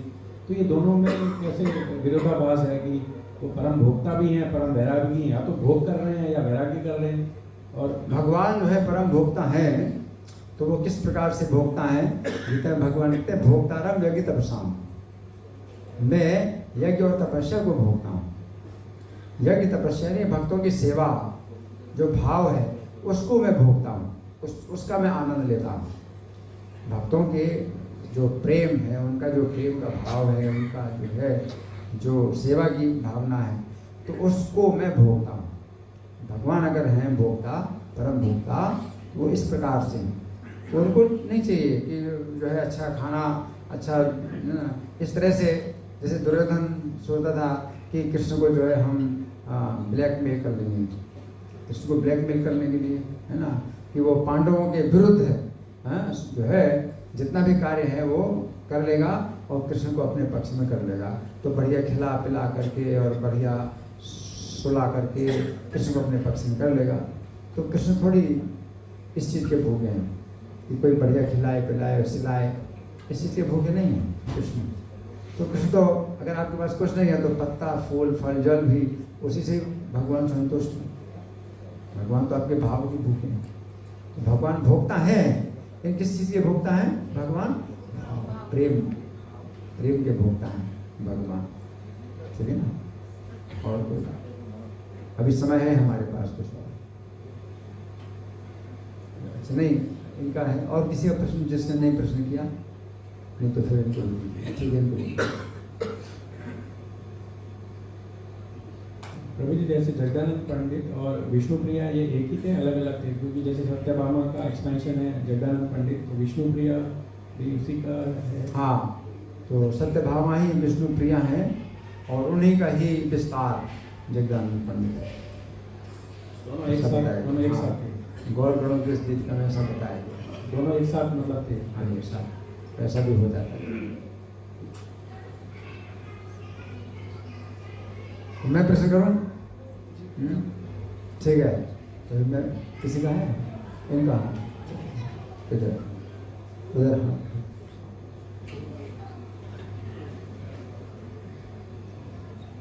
हरे कृष्ण जी, बहुत बहुत धन्यवाद प्रभु जी आपका कथा के लिए। तो जी मेरा प्रश्न है, जैसे आपने शुरू में बताया था कि आध्यात्मिक शरीर विकसित होता है, और अब विकसित होने का किस तरह समझा जा सकता है? देखिए, वैकुंठ में या गोलोक में जो भगवान के संगी हैं तो इतने छोटे नहीं होते हैं, बाल की नोक के 10,000वें हिस्से के बराबर नहीं होते हैं, नहीं, ऐसे नहीं है। वहाँ पर कुछ भगवान के संगी हैं, भगवान के जो है साथ खेलने वाले सखा हैं, और भगवान की संगिनियाँ हैं, उनकी सखियाँ हैं, अंजलियाँ हैं, गोपियाँ हैं, तो इतने छोटे थोड़ी हैं। लेकिन अभी भगवान की सेवा से विमुख होने के कारण आध्यात्मिक जगत से जीव जो गिरता है ना, तो उसका आध्यात्मिक शरीर तो कैसा हो जाता है? नष्ट नहीं होता, नष्ट नहीं होता, लेकिन सिकुड़ जाता है, श्रिंक हो जाता है। आप सुनिए, लेकिन यही जो आध्यात्मिक शरीर है ये अपना स्वाभाविक विकास करता है। जैसे कहते हैं कि जागृत होना, तो जैसे ही सेवा की भावना जागृत होती है तो आध्यात्मिक शरीर हमारा वो उसी प्रकार विकसित होता है। आप सुनिए, तो जीवात्मा का जो आकार है वो बाल के नोक के 10,000वें हिस्से के बराबर है। आकार तो है लेकिन आकृति नहीं है। आप समझ, आकृति, आकृति का मतलब शेप, साइज है इतना छोटा। आप समझ रहे हैं? जैसे आपके साइज को जो है कंप्यूटर में छोटा करें तो बहुत छोटा हो जाता है, और बड़े करें तो फिर वही आपकी उसी साइज में आ जाता है, आता ना कंप्यूटर में, है ना। तो वो इतना छोटा जो जीव है उसका आकार तो है इतना छोटा, बाल के नोक के 10,000वें हिस्से के बराबर, लेकिन आकृति नहीं है। आप सुन रहे हैं? जब विकसित होगी तो आकृति वही आएगी। कंप्यूटर में तो होता है ना ऐसा, अभी तो आप लोग कंप्यूटर यूज करते हैं तो कंप्यूटर में ऐसा होता है कि बड़ा चित्र है उसको छोटा कर दो, इतना छोटा, और छोटा और छोटा और छोटा कर सकते हो, और जब बड़ा कर दो फिर वैसे ही बड़ा होगा, उसी प्रकार की। आप सुनिए, तो जो आकार और आकृति में अंतर है, ठीक है ना। तो जो भक्ति की विधि है वो हमारे अंदर जो जीव है उसके आकृति को नहीं बदलता, आकार विकसित होता है, आकृति वही। समझ रहे? अगर आप वृक्ष हैं आध्यात्म जगत में तो वृक्ष की आकृति में वो विकसित होगा। महादेवेंद्रपुरी गोलोक धाम के कल्प वृक्ष हैं, तो वो वृक्ष जो है ऐसे जड़ नहीं है जैसे यहाँ के वृक्ष जड़ होते हैं, उनको पूरा रस का ज्ञान होता है वृक्षों में भी। आप समझ रहे? कोई भगवान की बंसी के अवतार है, जैसे बंसी वादन ठाकुर भगवान की बंसी के अवतार, तो खैर वो पतित जीव नहीं है। भगवान की बंसी जो मतलब आए इस भौतिक जगत में, तो वो तो भगवान के धाम से उतर करके आए हैं, वो तो पता नहीं हुआ। लेकिन कहने का मतलब आप जो भी हैं तो आपको जो है अपने ऊपर थोपना नहीं है कि हाँ हम गोपी हैं, हम मंजरी हैं, कि हम ये बनना चाहते हैं, हम तो मयूर बनना चाहते हैं वृंदावन के। तो ये कोई चुनाव मतलब आपका नहीं होना चाहिए। आपको तो केवल अपनी सेवा में रहना चाहिए कि मैं किस तरह से सेवा करूं। अनंद तुनस्किन करम, कि भाई हमें सेवा का भाव विकसित करना है, और सेवा के भाव में ही जो है फिर वो विशेष जो अपना भाव है सेवा का, तो वो फिर विकसित होता है, और वो हमारा जो आकार है, आध्यात्मिक शरीर का आकार है, वो विकसित होता है, आकृति वही रहती है। आप सुन रहे हैं? आकृति वही रहती है। धन्यवाद। ग्रंथराज श्री चैतन्य चरितामृत की जय, गौरकथा महामहोत्सव की जय, श्रील प्रभुपाद की जय। हरे कृष्ण। तो आज बहुत ही पवित्र दिन है। श्री गीता मित्र प्रभु जी का आविर्भाव दिवस है। हाँ।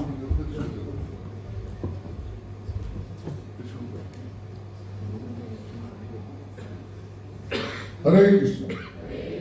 सर्वप्रथम तो हम हमारे कथा व्यास इस गणेश गीता मित्र प्रभु का धन्यवाद करेंगे। तो वह हरि बोल बोल के हरि बोल हरि बोल प्रभु जी जो है, देखिए इनका कितना वो डेडिकेशन है प्रभु जी की कि हरदम जो है मंदिर की सेवा में और ये सब पुस्तकें लिखने में और हम लोगों को क्या देना है उसी के विषय में सोचते रहते हैं।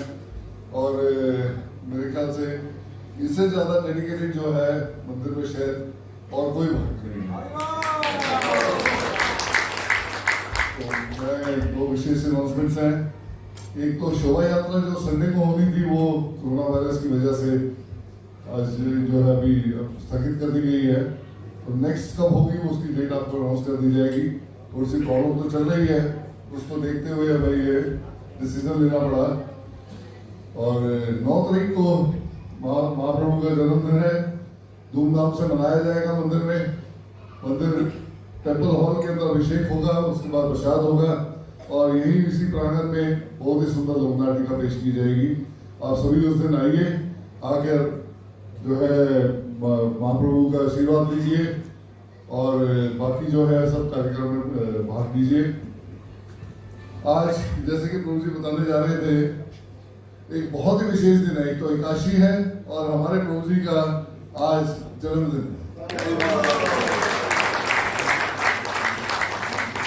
ये तो मजा नहीं यार, जोर से ताली बज दीजिए।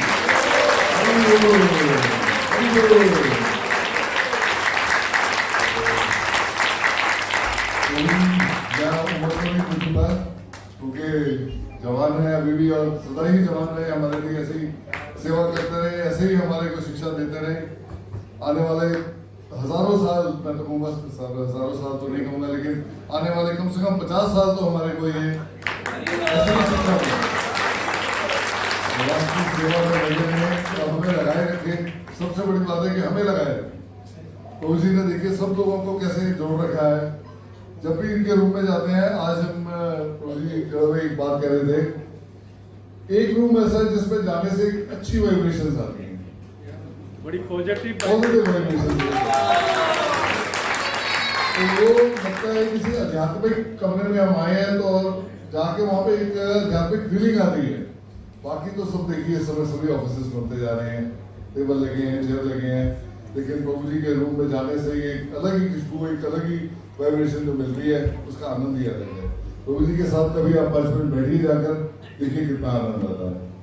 तो अभी प्रभु जी कुछ बोलेंगे प्रभु जी के लिए। उससे पहले केक कटिंग होगी और केक आपको बाहर वितरित किया जाएगा सभी को प्रसाद के साथ में।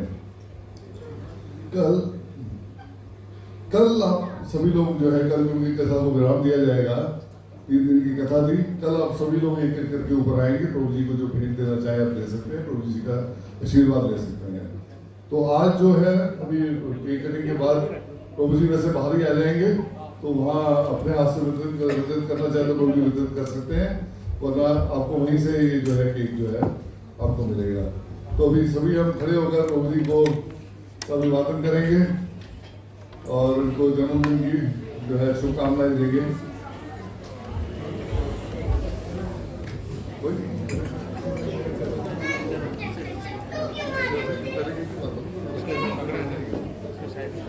आइए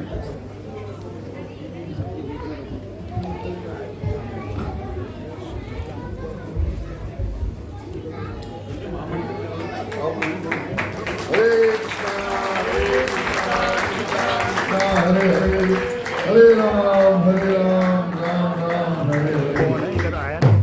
विशेष एकादशी के हमारे भक्तों ने सबने मिलकर बनाया है।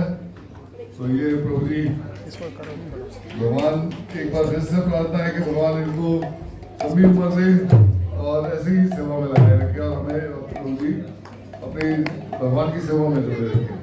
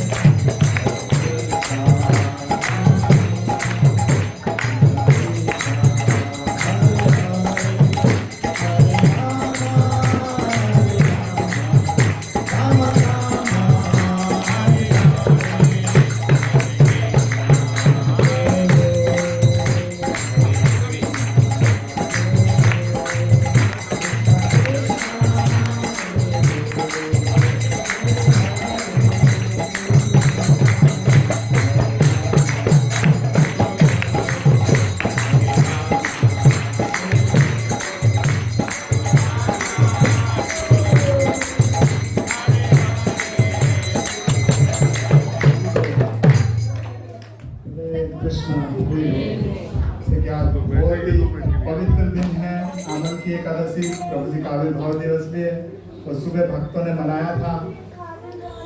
और ये जो केक प्रसाद है बड़ा स्वादिष्ट जिसका आज ठाकुर जी ने भोग लगाया है उसका भी हम आपको बताएंगे, क्योंकि बड़ी श्रद्धा से भक्तों के द्वारा बना है, बाहर के द्वारा नहीं बना।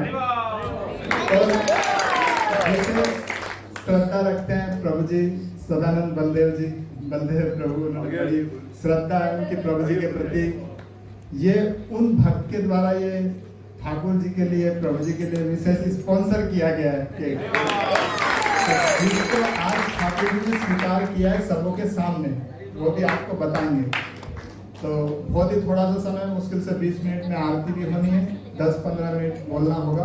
तो आज प्रभु जी का आविर्भाव है, तो आपको कुछ घटना हम बताएंगे जो कि आज कथा से संबंधित है।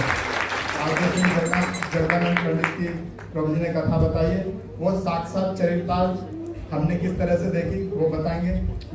जैसा शास्त्र में बताया, गुरु वैष्णव भगवान एक के करिए सम्मान, चैतन्य चरितामृत ग्रंथ में ऐसा बताया, गुरु वैष्णव भगवान एक के करिए सम्मान।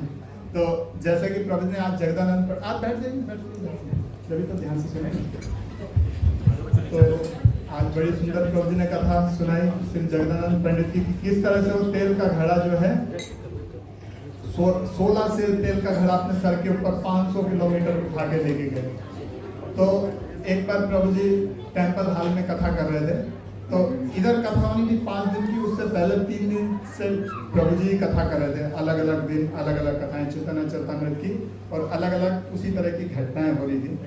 तो असित गोविंद प्रभु हमारे हैदराबाद में रहते हैं, तो ये काफ़ी सारा सामान लेके आए थे भगवान का भोगा का लगाने के लिए हमारे रूम के लिए, जो ठाकुर जी हैं। साथ में वो एक तेल की शीशी भी लेके आए थे।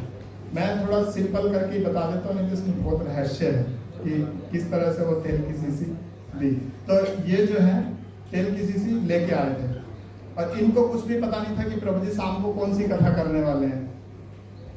तो इन्होंने जो है मुझे तेल की शीशी, यही है, हाँ असित गोविंद प्रभु हैं, इन्होंने मुझे एक तेल की शीशी दी। ये तेल जो है हम प्रभु जी के लिए लेके आए, तो मैंने रख ली। जैसे कि महाप्रभु के सेवक गोविंद को उन्होंने तेल का घड़ा दिया था, मैं तो सेवा नहीं कर पा रहा हूँ, आप लोग आशीर्वाद देंगे तो कर पाऊंगा, पर मुझे इन्होंने तेल की शीशी दी। मुझे भी नहीं पता था प्रभु जी क्या कथा करेंगे। और प्रभु जी ने वही कथा टेम्पल हॉल में जाके सुनाई, यही वाली कथा जो आपने सुनाई। तो जब जब मैं वो तेल की शीशी का दर्शन करता हूँ, अभी भी रखिए, मैंने उसको फेंका नहीं है, उसको यूज कर लिया है, तो मैं उस तेल की शीशी का दर्शन करता हूँ। मैं डरता हूँ कि इसको अगर मैं फेंक दूंगा तो अपमान होगा महाप्रभु का, क्योंकि जो है भगवान ने भेजा है, बहुत सारी चीज खरीद सकता है कोई, तेल ही क्यों भेजा, कभी भेजा भी है ना, तेल किसी से लेके आए। तो एक भक्तमाल में कथा भी आती है कि किसी साधु ने एक लड़की को एक शीशी दी थी, खाली डिब्बी। अब उसकी इतनी श्रद्धा हुई कि वो उसी की पूजा करने लगी। उसने बताया कि उससे भी उसको भगवत प्राप्ति हो गई, हालांकि सिद्धांत नहीं है, तो कई साल पहले, मतलब 6-7 साल से मैं उस तेल की शीशी जब सफाई करता हूँ तो तेल की शीशी मुझे दिखाई देती है, और मैं उसको फेंकने का अपराध, मुझे लगता बड़ा अपराध हो जाएगा, इसको तो इधर ही रखना है। तो जैसा कि आज केक प्रभु जी लेके आए यहाँ पे स्टेज पे रखा, मैं बिल्कुल ही भूल गया कि केक को भोग भी लगाना है, उन्होंने के बस खोलना है उस वक्त, और कितनी बड़ी त्रुटि होने वाली थी तो बाद में और भी समय लग जाता, भूल गए, हमने उधर रख दिया। फिर अचानक याद आया, अरे भोग भी तो लगाना है गौरनिताई को, ठीक है। तो गौरनिताई को भोग जैसे हम मतलब तैयार हुए रखने के लिए उधर, तभी प्रभु जी ने बोला, कथा तो जब से चली जा रही थी कि चलो ठीक है 2 प्लेट लगाओ, हम दोनों लोग खाएंगे। तो बड़ी श्रद्धा से केक प्रसाद आपको मिलेगा, तो श्रद्धा से थोड़ा सा भी अगर मिलता है और जो ठाकुर जी ने स्वीकार कर लिया तो महाप्रसाद, महाप्रसाद है।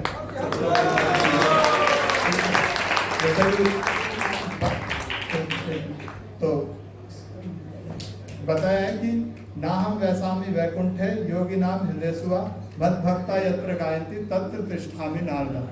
तो हम कथा सुन रहे हैं, प्रभु जी सुना रहे हैं, तो कुछ ऐसा चल रहा होता है, भगवान भी मतलब कुछ कर रहे होते हैं, ऐसा मतलब समझना चाहिए कि भाई कुछ हो रहा है, कुछ वो भी कुछ कर रहे होंगे ना, ऐसा थोड़ी ना है कि भाई हम कर रहे हैं, हम सुन रहे हैं। और ऐसी शास्त्र में कहा है, मैं मतलब भक्तों, जहाँ भक्त लोग मेरा कीर्तन करते हैं वहाँ पे मैं उपस्थित होता हूँ, तो कुछ करते हैं, उसके ऊपर थोड़ा हल्का सा तो निगाह डालना चाहिए, ऐसा हमें मायावादी की तरह, क्योंकि ऐसा मतलब धर्म में जो है हमारा रियलाइजेशन नहीं है, अनुभूति नहीं है, धर्म को लोग अच्छा नहीं समझते हैं।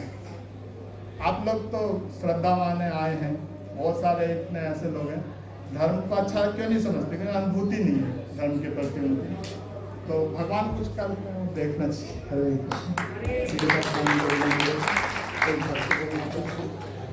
आरती करेंगे, हाँ DVD इसका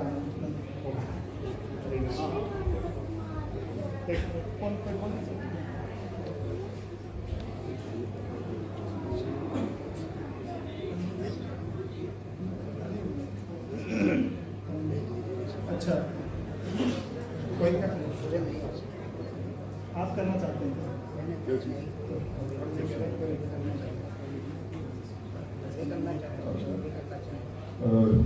प्रभु जी की इच्छा है कि कोई भी प्रभु जी के बारे में कुछ बोलना चाहे तो एक व्यक्ति कोई आ जाए, जितना समय नहीं है तो आइए, आप आइए। उसके बाद प्रसाद वितरण होगा, तो कल आरती होगी, उसके बाद प्रसाद होगा। तो कल आप लोगों ने, हालांकि इतनी बारिश थी, उसमें भी अनुशासन बनाए रखा, तो मैं आपका बहुत बहुत धन्यवाद करता हूँ। तो इसी तरह भी आज भी जो है अनुशासन बनाए रखिए, और सफाई भी, सफाई हमारे लिए खास जरूरी है, क्योंकि महाराज के स्ट्रिक्ट इंस्ट्रक्शंस हैं कि रात को आप गंदा कर देते हो, सुबह जो मंगल आरती में जो है आने वालों को अच्छा नहीं लगता।